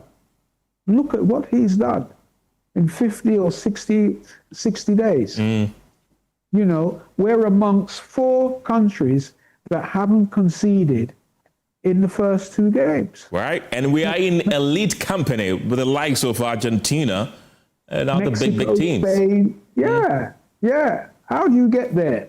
It means the coach is working. It shows the coach understands this game. And I say, even now, regardless, whatever happens, even if Croatia came and give us 3-0, this performance against England will always stay in my memory. And I'm sure it will also stay in the memory of all Ghanaians, because they're supposed to be the 3 lions. You know, 4th on the FIFA world ranking, and we're 65th. We turned them into pussycats yesterday. That's what they were at the end of the day. They came out lions and went in pussycats. So, so for me, I think it would be prudent, keep this coach, because this coach knows what he's doing. He's got the confidence of the boys. The boys are confident with him. And I think that, look, a little bit longer, AFCON is coming up. And you look at this group of players, AFCON is coming up. The coach may wish to make a few changes here or there. It's up to him. But we can win AFCON. And it's been over 45 years since we've taken that trophy. But I really believe today, because of that performance against England, that going into the African Cup of Nations, we're one of the favourites to win that cup this time round, if we keep that coach. Well, let's look at our last group game. That is against Croatia. They beat Panama 1-0 yesterday. Some will say, even by their own high standards, Croatia has failed to inspire at this competition. What are you expecting from the boys as they head into their final group game? Well, it's going to be very tough because Croatia now have 3 points. They're third on the log. They need a win to get 6 points and qualify for the next group stage. So they're not going to be playing about. They need a win. And if we sit back and give them the opportunity to just attack, it will be very dangerous. Potentially we can do that, but, you know, the eyes of the Croatian will be very red. Because look, last World Cup, they finished third. And the World Cup before that, they finished second.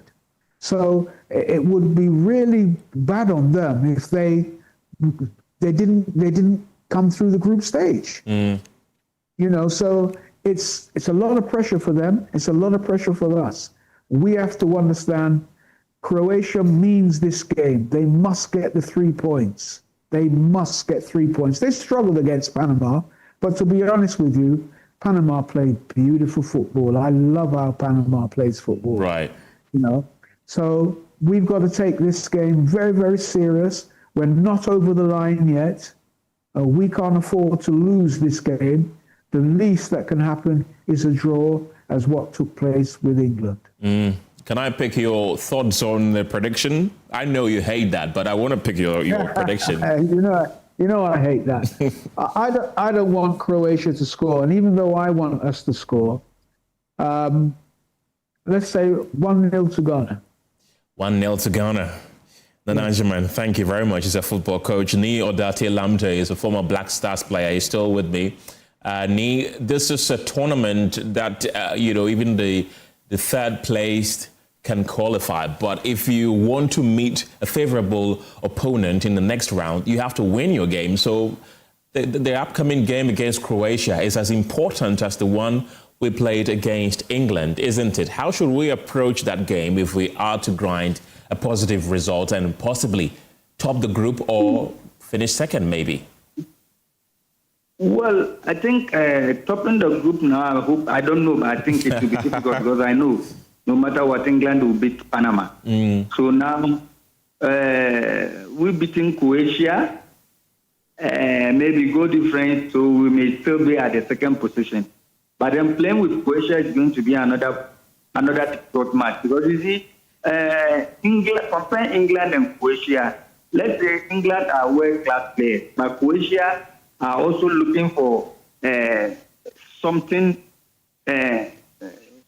They are looking for something in I don't know how to describe it, but it's going to be a difficult game because watching them yesterday against Panama also possessed very well, but at the end of the day, they use their experience. And as Management said, they've been there, they've done it for the last World Cup and other competition that they've been to. So they have the experience and they have very good coach as us. So it's up to us to make sure that we don't sit back like we did in our 2 games. It's very important because I can tell you how the boys feel now. They will be tired. So it's how the coach will manage them for them to recover very well before we play against Croatia. So, I hope we can win against Croatia, maybe 1-0. Okay. Good for us, or draw. Let's hope for a 1-0 victory, perhaps. Ni Odate Lamte, thank you very much. He's a former Black Stars player. And speaking of the Black Stars, the team produced a disciplined defensive display to frustrate England and secure a 0-0 draw in their second Group L match at the 2026 FIFA World Cup in Boston. The latest results leave both teams on 4 points, with England remaining top of the group and Ghana sitting second. The Black Stars will face Croatia in their final group game on June 27th. But for now, let's take you to the home of Benjamin Asare for his family's reaction to his performance. One safe hands that has been able to change the narrative right from the qualification stages up until where we are right now is the man that you want to call Benjamin Asare. Now, this man lived in this very neighborhood where I am right now. This place is called the Koligono Kotia. And I'll tell you a little bit of story. Those of you who actually know his love for SM and the fact that he's contributed a lot of hype when it comes to the Shatter movement, you definitely know that indeed coming from this place would ensure that many things that you want to achieve for yourself, even if it's impossible, you want to make possible, because it is believed that God is always here. This is the neighborhood where this man I'm talking about, Benjamin Asare, grew up. We're here in the neighborhood after a game that saw him actually put up a very splendid performance to find out what exactly the people that actually saw him grow up think of his performance. I'm told that there's a woman here who he actually grew up, under her care, and we're going to be looking at also having a conversation with her as well. Some other guys in the neighborhood would also share their thought on what exactly they feel as far as his performance is concerned in the ongoing World Cup 2026. So let me get closer and speak to the woman I'm talking about, who is seated over here. And once again, this area is called the Koligono Kotia. And if you know this area very well, and if you've lived here for a very long time, I'm sure you would also understand why this place means a lot, especially with the kind of performance that we're seeing Benjamin Asare put up at the World Cup 2026. Mama, Bacho, it's saying, and in Colabrim, no, no, nothing, now, so bobo. A Colabrim, more person, but warranty, or you train kakra, Beba, Mama, no, Kofanuba, or Yan Akola Boni. Nyakola no ya di basabasa obuoni pa opo obi asen wow sa no di nyinu nyakola bia no mu ye hu basabasa se nti ha no ya nyina de no ti nti se ba sen bia no na ye kan nti ye hwe World Cup no ye bo ni din se Benjamin Asare ko World Cup ni bi no se na busuafo ni na fa no obi afa no ye kan bo ni din se Benjamin Asare no obi afa no obi apena sen nti obia ye ni gemanu wa obia ye ni gemanu wa nti bibia de nyame na ye bibia wi ti da na nyas endo abon no hwe bi ye hwe bi pa ehu de sitire na nyina de nyame nyame no ye bibia no ye bo no mu no ye bo mpa ma no ma na wodi na nkwa abibia ofamu nyame ma wi ni nyina na sudwe ba fie so do fie nya ye besere. And that's the auntie of Benjamin Asare speaking to us and sharing a few thoughts with us as well. Grandma is here. Mama says, "Many grandma be doing komoka kra." Grandma, a poem to say. Why you juma pass? Say obano shao sheni na no and faswa baso saying and I will feel this here. No, you know. Yo, Muka on the near Jana said about omi show ya ke onabile. Oh, that's the boss. I see the energy no Daniel. Gamma is a bit emotional right now. Gamma, that's all the message back and man will be always see. Okay, any abe yo biane. Okay. Any abe yo biane. Okay. Share kwa hala yomo ko ngomo ko ha. Oh, sure see. Na bo ene yo biane. No more room. The best. Come camera here. The best. Because I mean, kafu ene je afo yomo ene mi share. It's understandable. I see Odanyankubansi na unbranding wansi baby o won unbranding wansi na na me mfa no ko suru baby o won sese but saying ayo bibia boko onyame adom na pade ye nrade ana ya no pade anopade nrade umi ni kra nrade umi adu nrade umi ni wa utumi da pada ru wangalo pada wangalo na aseme na be catch Benjamin Benjamin Asare na oyemi mi bla enti mi danasi won say na boru na ye bo able wa dey fa wa second wa ni mami third wa dey say on picture no star kwele ye ne dey aya ni ati okay wo fear na be bobo so be share edi hey sana Ghana phone na ka edi kwa fear devil may cry. You say no manda and chili power because your blood and wabrepa a bomb wow because born or started here na wow ni mami Stanichi, wow. Chalo, for a message, my Benjamin Asare is here. Oh, ministry, I'm a catcher by me, catching a miss. Oh, man, I want no found kunsa or queen. Now, we're dead because wabre, into Senyamia domain neck. Me that demo me to me because me person best channel. It's me to me that a woman no master and bisa say na ye show be na see there be me say rade my Ghana she baako eno na ya pon ena me ti say dra na me di mrika e film pa eno ade ne eye me de pa nti me hye nkran say Yakopon ma na ahoden e di bobo even poso bi ni ko bebi mpo a nyame yi ni free mu no fa na dom no endwale no onye no asembe mpo na meka o man senchire ni embra college no KG Estate number 1 obi antimi ya KG Estate number 1 but just near me February ni komo also message message Bernard Benjamin. Ya mekani say me da nyame ase.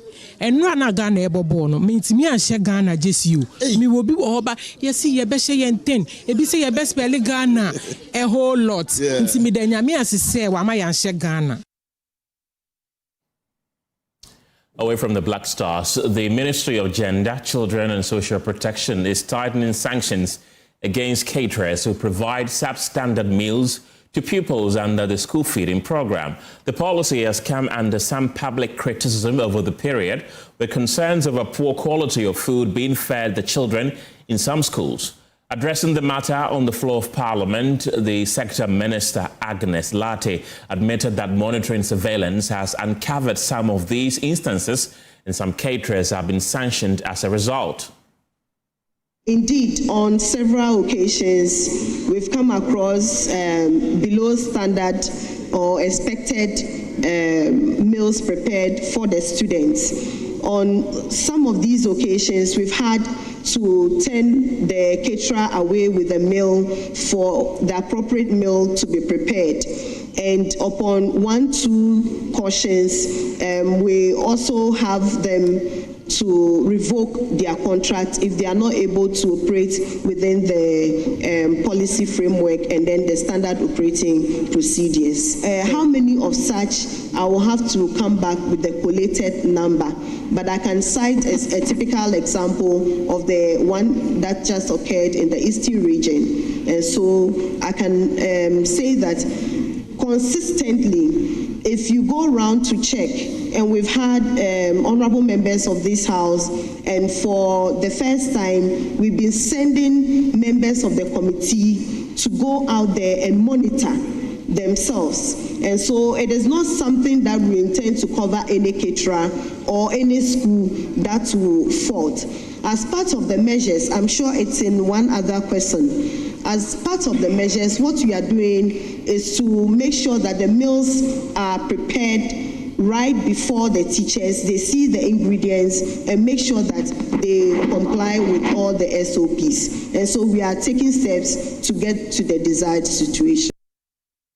That's the Gender Minister speaking on the floor of Parliament a while ago. Let's still stay in the House and speak to our resident correspondent, James Aveji, who's joining us live from Parliament. James, there was also questions about the need to expand the program to other schools. What has been the Minister's response?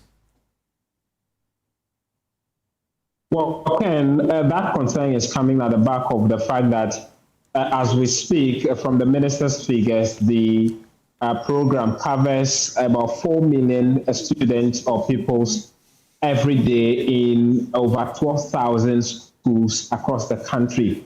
Now, from the MP who asked the questions sources, we have over or close to 50,000 schools across Ghana, basic schools across Ghana, and these 12,000 schools that the program currently covers would amount to only 28% of the total number of basic schools that exist in the country. But the minister indicated that from the financial clearance for this year, 2026, there have not been any provision for expansion of the school feeding program from the current 12,000 schools to other schools across the country, but indicates what she's currently doing in order to get that expansion underway by 2027. Government recognizes the important role of the Ghana School Feeding Program in improving child nutrition, increasing school enrollment and retention, reducing absenteeism, and supporting local food production. Consequently, there is a long-term policy commitment to progressively strengthen and expand the program within available resources. However, Mr. Speaker, under the 2026 appropriation, the program did not receive financial clearance for further expansion to cover additional schools at this time. Notwithstanding this constraint, the ministry continues to engage relevant stakeholders and development partners to improve the sustainability and operational efficiency of the program while exploring opportunities for future expansion.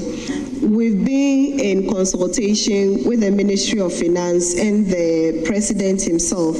His Excellency John Dramani Mahama has indicated his desire to see the expansion in this regard. And if you look across the country, we are equally expanding leap.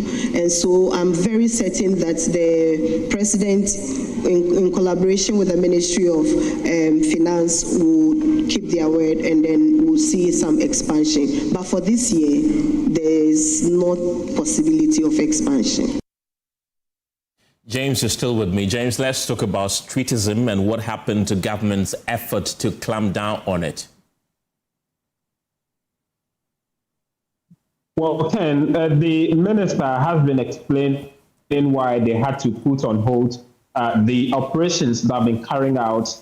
They've been carrying out, especially in Accra. You'll recall that the ministry, together with the Ghana Immigration Service as well as the Ghana Police Service, undertook some operations. Some were late last year to early this year to send back some children from neighboring countries and their parents who have besieged the streets of Accra and other regions across the country. But for a long time now, there's not been any explanation or any clarification on what has happened to that project. She said the project has been successful, but the only reason why they had to put it on hold is because of financial challenges.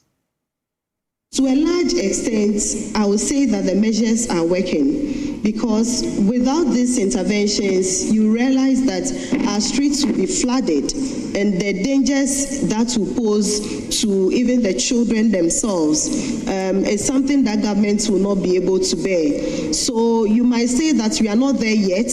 We don't have the perfect situation we desire yet, but I can tell you on authority that the measures are working. Sometimes you have resource constraints in doing it as often as you would want to do in order to sustain the efforts. But to a large extent, Mr. Speaker, the efforts are indeed working.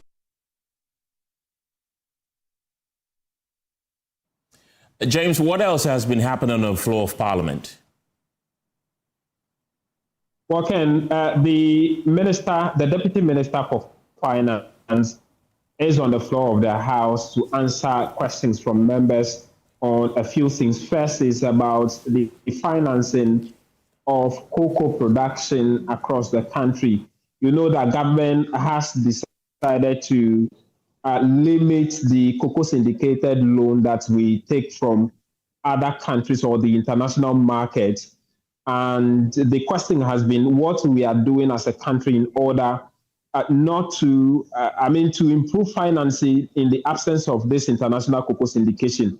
The minister said the measure they are adopting now is to get some financial assistance from the local produce buying companies in order to finance the cocoa production. And what they will do in turn is to sell back those cocoa beans to the LBCs as a form of payment for the monies they took from them for the farmers. And that's the local measure they are putting in place.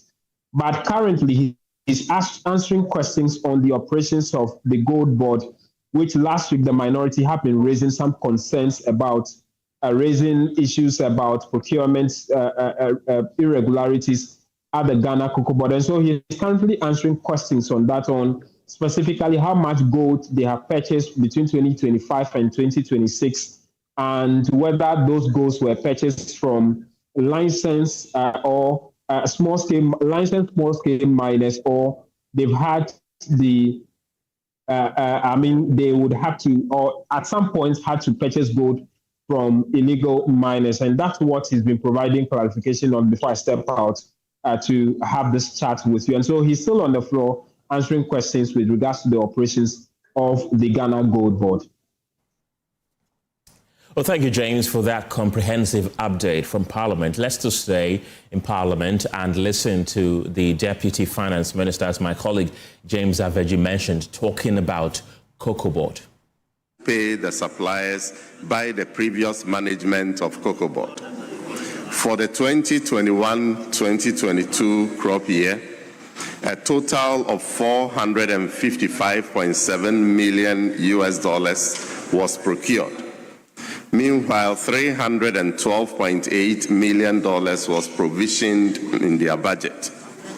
The agrochemicals procured for the 2021-2022 season were not paid for, but COCOBOD continued to procure additional quantities in 2022, 2023, and 2024, all of which were above the budgeted amount in each year. For instance, in the 2023-24 season, while $76.5 million was provisioned in the budget, COCOBOD contracted about $668.6 million in agrochemicals.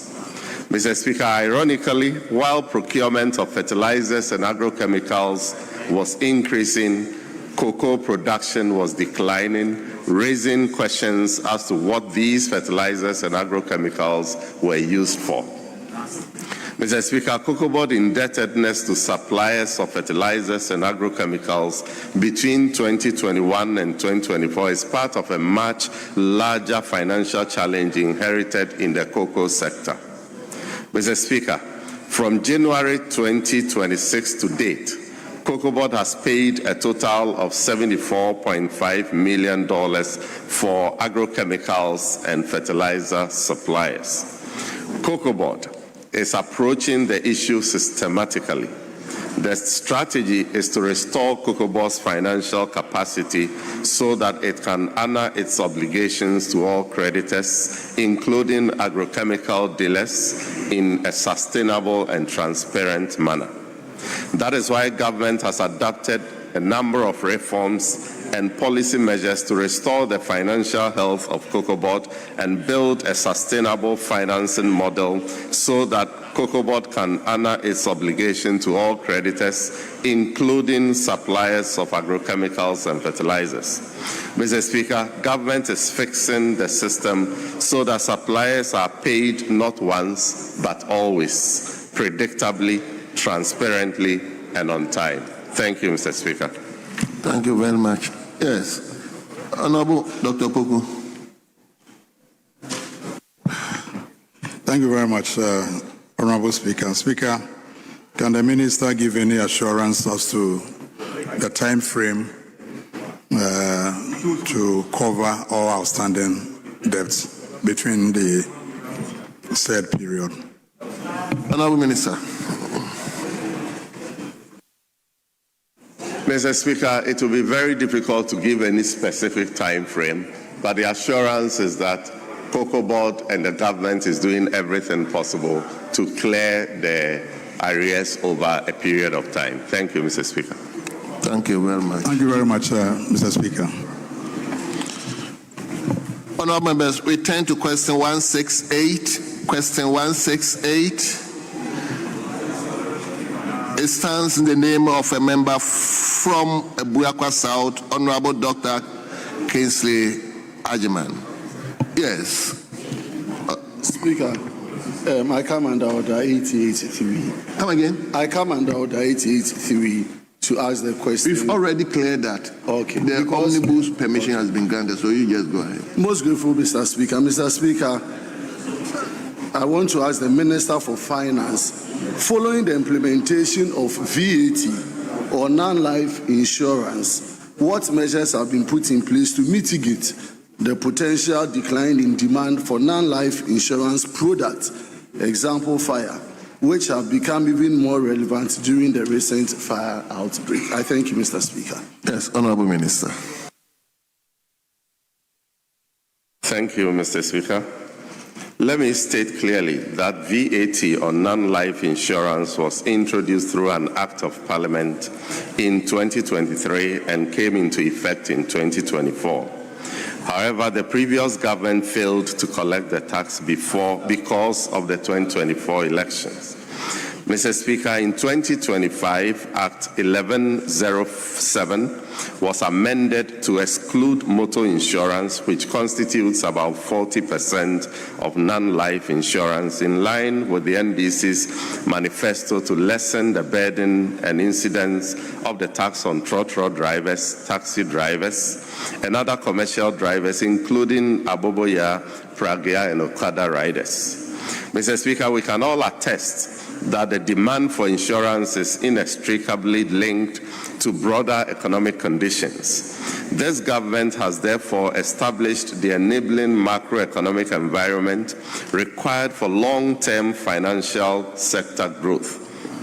Mr. Speaker, I can state that as a result, and contrary to fears of a decline, non-life business lines subject to the VAT recorded a robust 17% growth in insurance revenue by the close of 2025, rising from 3.13 billion Ghana cedis in 2024 to 3.65 billion Ghana cedis in 2025.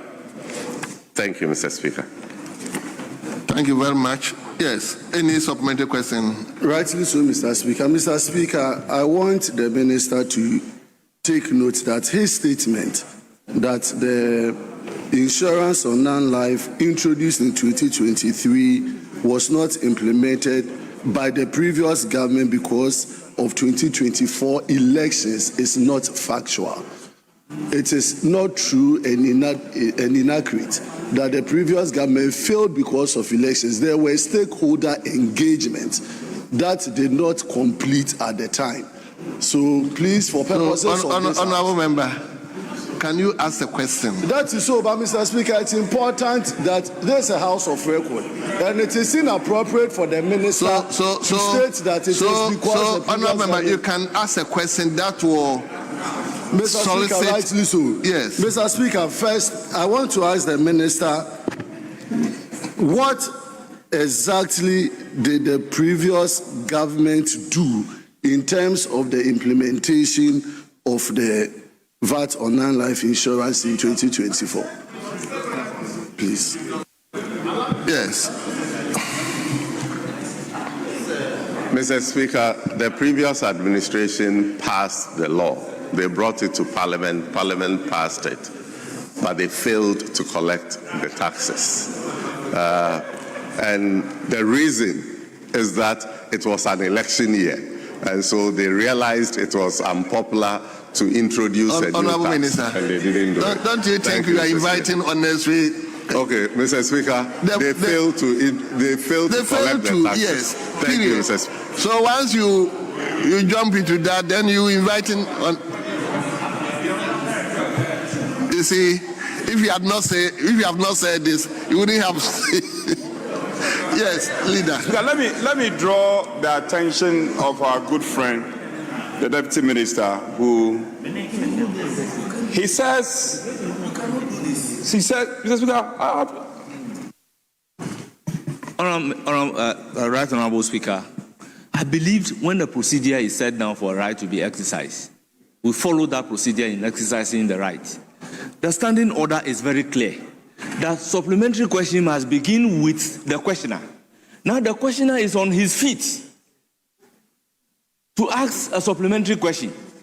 And then you are coming in. Are we going by the rules? Well, that is. Now I thought.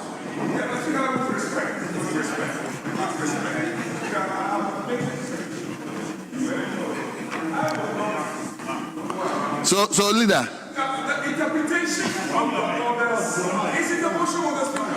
Yes, but no, fine, but any member can draw my attention if I'm not actually going by the. But leader, I'll come to you. Let me exhaust the owner of the question and others. Then the leader will take the last lot. Yes, Mr. Speaker, can the Deputy Finance Minister, can the Minister share with this House any official document that speaks to the fact that the previous government failed because of the 2024 elections. That is based on his answer. If there's any official document to support his statement. Yes, Honorable Minister. Mr. Speaker, is he asking for an official document from the then government that they... Mr. Speaker, you see, once Parliament passes a law,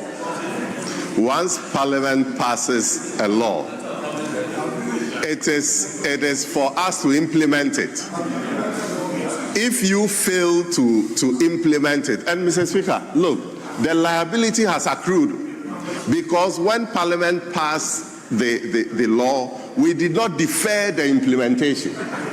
As soon as the President assented to it, it became functional, and it was incumbent on you at GRA.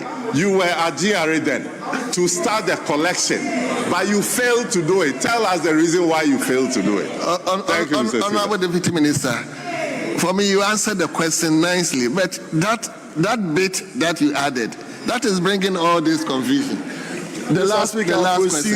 I'll proceed with my second question. Mr. Speaker, the minister indicated in his last paragraph that contrary to fears of decline, non-life insurance recorded a robust 17% growth in insurance, and he gave us the numbers.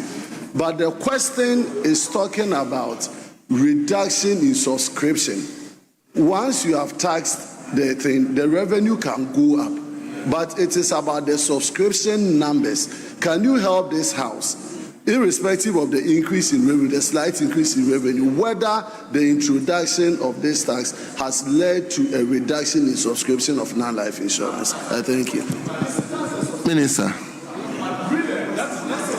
Mr. Speaker, yes, what the number I gave was not the revenue that was derived as a result of the imposition of the VAT.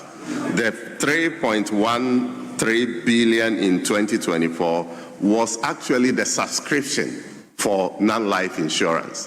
That is what has risen by that amount to 3.65 billion, and not the VAT revenue from insurance. Thank you. Thank you very much. Let me go to Dr. Kabiru. Mr. Speaker, the minister was asked a question. Mr. Speaker, I want to lay this foundation before I ask my question, if you indulge me, Mr. Speaker. Mr. Speaker, the question was to ask the Minister for Finance, following the implementation of VAT on non-life insurance, what measures have been put in place to mitigate the potential decline in demand for non-life insurance products? Mr. Speaker, the answer, with the greatest respect, does not address the question. And the question that Honorable Kabila, I wouldn't take it. Yeah, Mr. Speaker, then promise to you, question. It doesn't. Mr. Speaker, I'll go ahead to ask my question. My question is, ask your question, yes. Before the non-life VAT, there was zero revenue for that tax handler. Could the minister tell us the number of subscribers that are being rolled onto the VAT net following the implementation of this particular program, the number of people that have been subscribed to this particular, not the figure, because obviously if it's increased by 1, it's going to increase the revenue by 1. I mean, in parity of reasoning.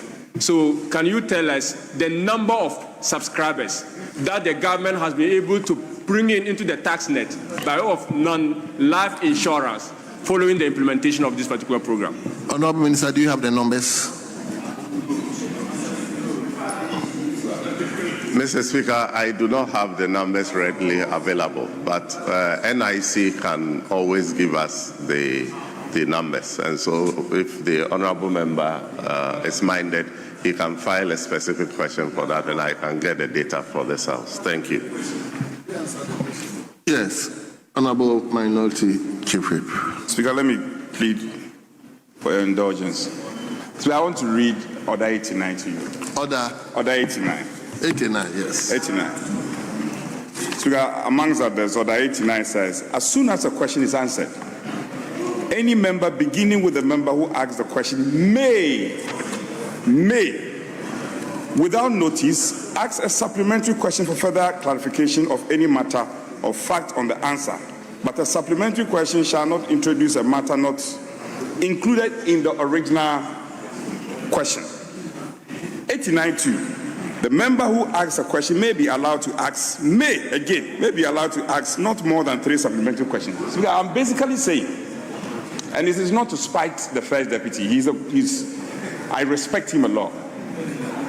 But the point must be made that to allow a member to make a follow-up is at the discretion of the speaker. It is not mandatory, no, it is not sharp. The member may be allowed to make supplementary.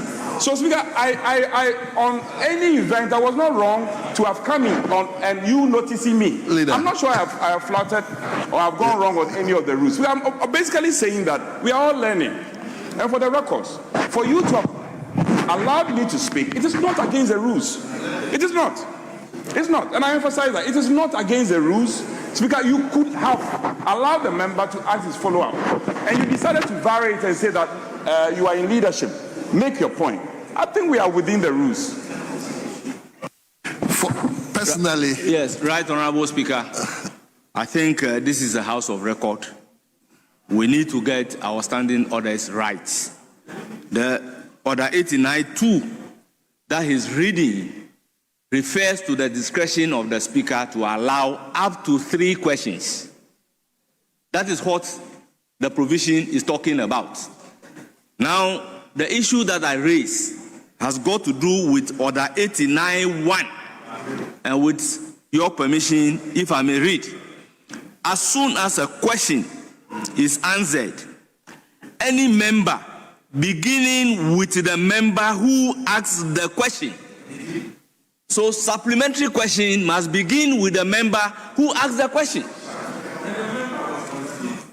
So you cannot read 2, which refers to the number of questions that the Speaker may use a discretion to allow a member to ask with Order 89.1. They are completely different things. Honorable First Deputy Speaker, I don't think we need to split our head. Personally, I cited Honorable Anno. I thought he was on point of order. So that is why but if it is a question, normally we exhaust the owner of the question, then we come back. Normally we even give the last slot to leaders because they can even submit a question, they can even ask more than 1 question. So I don't think we. It's okay. I'm not a litigant. I'm a very friendly. Everybody knows in this I'm friendly. I would always defer to the Speaker. Speaker, I always defer to you. I just thought I should make my thoughts also known about this. Speaker, if you permit me, let me read part of his answers. So now you are asking. Now my question. Well. Honorable Ampem, if I may quote, I think the first paragraph. Mr. Speaker, let me state clearly that VAT on non-life insurance was introduced through an Act of Parliament in 2023 and came into effect in 2024. However, the previous government failed to collect the tax because of the 2024 election. So this matter has been back and forth. This is a house of records. Can the minister give us evidence to this statement, or it was something he just said in jest? Yes, Honorable Minister. Mr. Speaker, leader is repeating the question that was asked, and I answered by saying that this House passed the law, and once it is passed without deferring the implementation, you were under the obligation to collect it. As we speak now, that liability has accrued. GRA can get up and say that for all this period, you owe and you should pay. Why did you not collect it when you passed it and also got the president to assent to it? Thank you, Mr. Speaker. Speaker, our friend should just understand. He should know, he should be careful what to say in this house. You said because of the election. Now we are telling you provide evidence and you are dancing around your statement. Give us evidence why you said that we were not able to collect it because of the election. Give us evidence. He should do the needful. He's a gentleman. Otherwise, just withdraw and proceed. Roxy, what are you going to say? Are you the Minister of Finance? Are you the Minister of Finance? Roxy, let's hear you. Speaker, within the terms of Order 87 and 88.7, which, Mr. Speaker, with your leave, let me read. A member in asking a question, including supplementary question, shall not address the House, raise any argument, cannot be argumentative, or offer an opinion. Mr. Speaker, my brother, the minority chief whip, has breached all the three and is badgering the Deputy Finance Minister. So I believe that flowing from the answer provided by the Deputy Finance Minister, he may actually ask another supplementary or file a substantive question to which the Finance Minister will come and respond in clear terms. But he's badgering, he's being argumentative, he's offering opinion, and he wants to address the House. We should depart. I agree that he wants to depart from. You should depart from being argumentative, from addressing the House, and from offering an opinion. Honorable Hips, you are helping us to manage the House, please. The two Hips, you have the responsibility to help us. So we turn to question 93. Question 93. Honorable Member for Wa West. Honorable Member for Wa West. Honorable Peter Tebu. You have the floor now. Thank you, Mr. Speaker. Mr. Speaker, I rise to ask the Minister for Finance when the men and women who retired voluntarily from the various security services since 2016, in line with Article 1992 and 3 of the 1992 Constitution, will be placed on monthly pension. Thank you. Honorable Minister.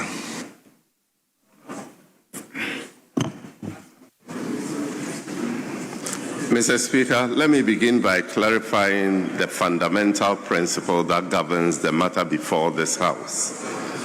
The pension arrangement applicable to many officers of the security services is the CAP 30 pension scheme. Unlike the Social Security and National Insurance Trust pension scheme, CAP 30 is non-contributory. Officers do not contribute towards their pension benefits during their years of service. The entire pension liability is therefore borne directly by the state and funded from the consolidated fund. Mr. Speaker, under the CAP 30 framework, retiring officers are paid a gratuity equivalent to approximately 75% of their computed pension benefit. The remaining 25% of the benefit is paid out as monthly pension over a 20-year period beginning from the date of compulsory retirement. Mr. Speaker, the challenge we face arises because a significant number of officers across the security services opt to retire voluntarily as early as age 45.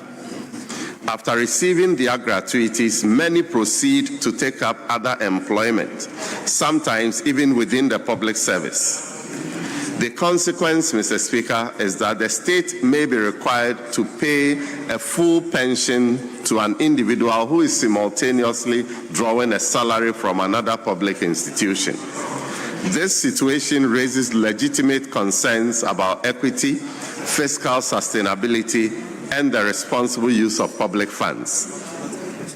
It was precisely to address this issue that the Comptroller and Accountant General's Department issued an administrative circular on 21st June 2021 acting in accordance with Section 8.3 and Section 8.4b of the Public Financial Management Act 2016, Act 921. Mr. Speaker, these provisions place a clear responsibility on government to ensure that public funds are managed prudently, responsibly, and in accordance with the law. The circular, which clarified the policy position, is still in force and states as follows. I. Voluntary retirement does not trigger immediate payment of monthly pension benefits under Cap 30. And 2. An officer who voluntarily retires from the security services becomes eligible for monthly pension only upon reaching the age of 60, which is the recognized retirement age under the scheme. Mr. Speaker, this policy ensures that the Cap 30 pension scheme continues to function as a social protection mechanism for old age, rather than becoming a vehicle for premature pension payments while beneficiaries remain actively employed elsewhere. Mr. Speaker, let me emphasize that this policy is not a denial of pension rights. It is simply a mechanism designed to protect the sustainability of a non-contributory pension system financed entirely by the Ghanaian taxpayer. There are, however, carefully defined exceptions. Officers who are released from service on medical grounds or under other exceptional circumstances may have their cases considered administratively on their individual merit. Mr. Speaker, I should also clarify that this policy does not apply to retired officers of the Ghana Armed Forces whose tenure is determined by fixed terms of service.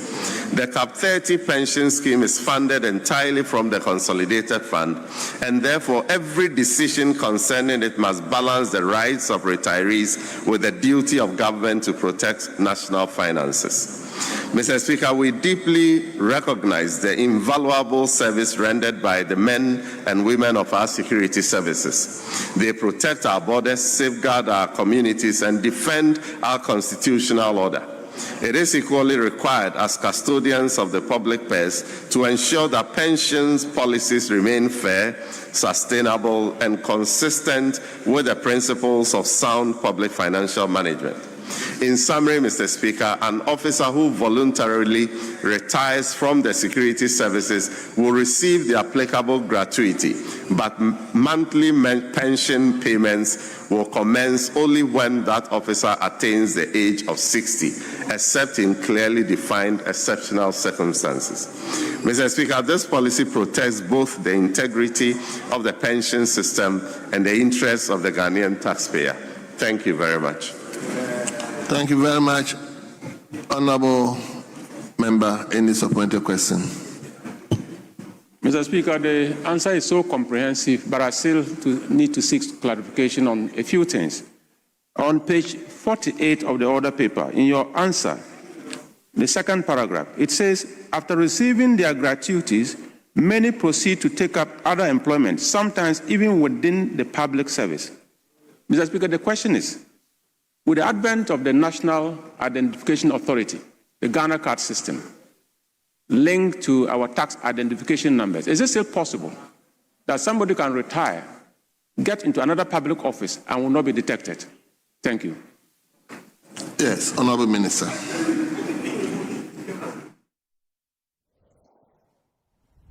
You've been listening to the Deputy Finance Minister, Thomas Ampim Nyako, answering some questions on the floor of Parliament. Now, the ECOWAS Community Court of Justice has dismissed all 7 cases brought before it by former Chief Justice Gertrude Torkornoo following her removal from office last year. Deputy Attorney General Sremsai announced the decision in a Facebook post, saying the court had rejected the former Chief Justice's claims against the Republic. A member of our Legal Affairs desk, Fatal Bayaga, has more. Justice Gertrude Torkornoo filed a case at the ECOWAS Court on July 4, 2025, challenging her suspension and the removal proceedings initiated against her. She had been suspended by President John Dramani Mahama on April 22, 2025, after 3 petitions were filed against her. Following consultations with the Council of State, the President determined that the prima facie case had been established and set up a committee to investigate the petitions. Justice Torkornoo argued that the process violated her rights and sought $10 million in damages. In November 2025, the ECOWAS Court dismissed her request for interim measures to stop the committee's work, but directed Ghana to respond to the substantive case. Her case continued after her removal from office, and in January 2026, the court allowed her to amend her reliefs to include her dismissal. Announcing the latest decision, Deputy Attorney General Dr. Justice Remsai said the ECOWAS Court had dismissed the case after finding that Ghana had not violated her rights under the African Charter. The court also declined to award the $10 million compensation she sought, stating that since no rights violations had been established, it would make no order on reparations. Headmaster of St. Augustine's College, Reverend Father Patrick Godfrey-Appiah, is raising concerns over the accused shortage of residential accommodation for staff, describing it as one of the school's most pressing infrastructural challenges. According to him, improving conditions for teachers must remain a priority if educational institutions are to maintain high standards and continue producing quality outcomes.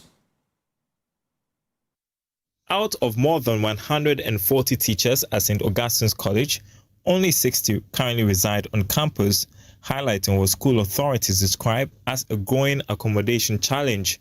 Headmaster, Reverend Father Dr. Patrick Godfrey-Appiah, says that improving conditions for teachers must remain a priority if schools are to maintain high educational standards. As a total of 140 teaching staff, of whom only 60, representing 42.9%, are resident on campus, leaving 80 members unhoused. This deficit is significantly more pronounced within the non-teaching sector, where a mere 6 out of the 66 staff members, representing 9.1%, are provided with on-site accommodation, leaving 60 without. Consequently, out of a combined institutional workforce of 206 employees, 140 staff members, representing 68% of our entire workforce, remain non-resident, underscoring an urgent strategic requirement for staff residential infrastructure development of a college that accommodates close to 3,000 resident students. In response to the challenge, the 2002 group of St. Augustine's College has launched a major legacy project to construct accommodation for teachers. The project, estimated at 5.4 million cedis, is expected to ease the housing burden on staff and improve conditions for teaching and learning. Project engineering lead Elliot Defoche says the facility will incorporate modern building technology to ensure durability and efficiency. St. Augustine's is 96 years now. Next year, which will be our speech day, will be 97 years. I mean, there are buildings which were built as far back as 1930 when the school was established that are still standing. It is due to maintenance. But then we are looking at taking that queue of maintenance from the past, adding modern technology, whatever it is that is modern, to try and use that to see what the future holds out for us. So if we are doing this, like Peter has said, it is a test case sort of for us to know if it works. Of course, the paint has worked.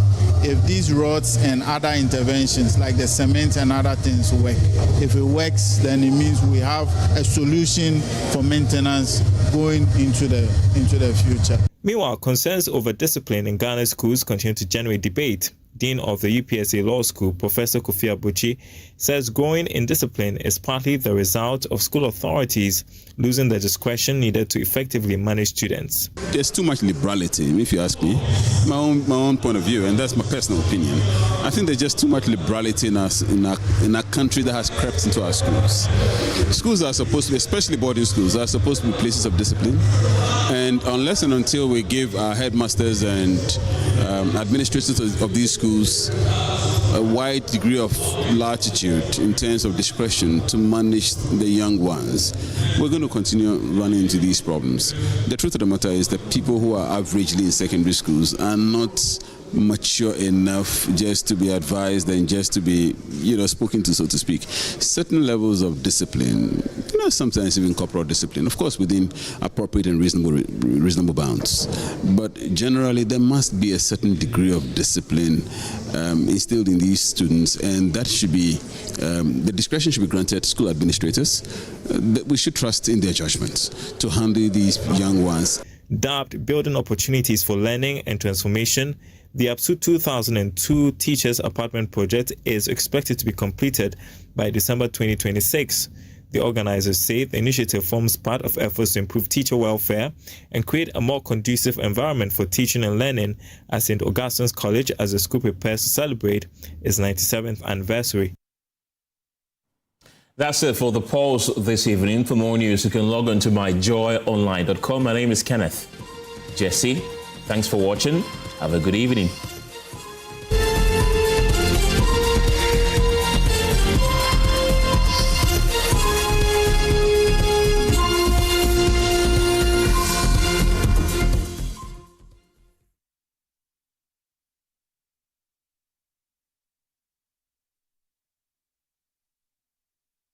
Innovation, research, and engineering are driving solutions for a sustainable future. The University of Energy and Natural Resources, in collaboration with Joy News, presents the International Conference on Energy and Engineering 2026 under the theme Engineering the Future, Energy, Agriculture, and Infrastructure Innovations towards Climate Resilience and Sustainable Development. The conference comes up from 30th September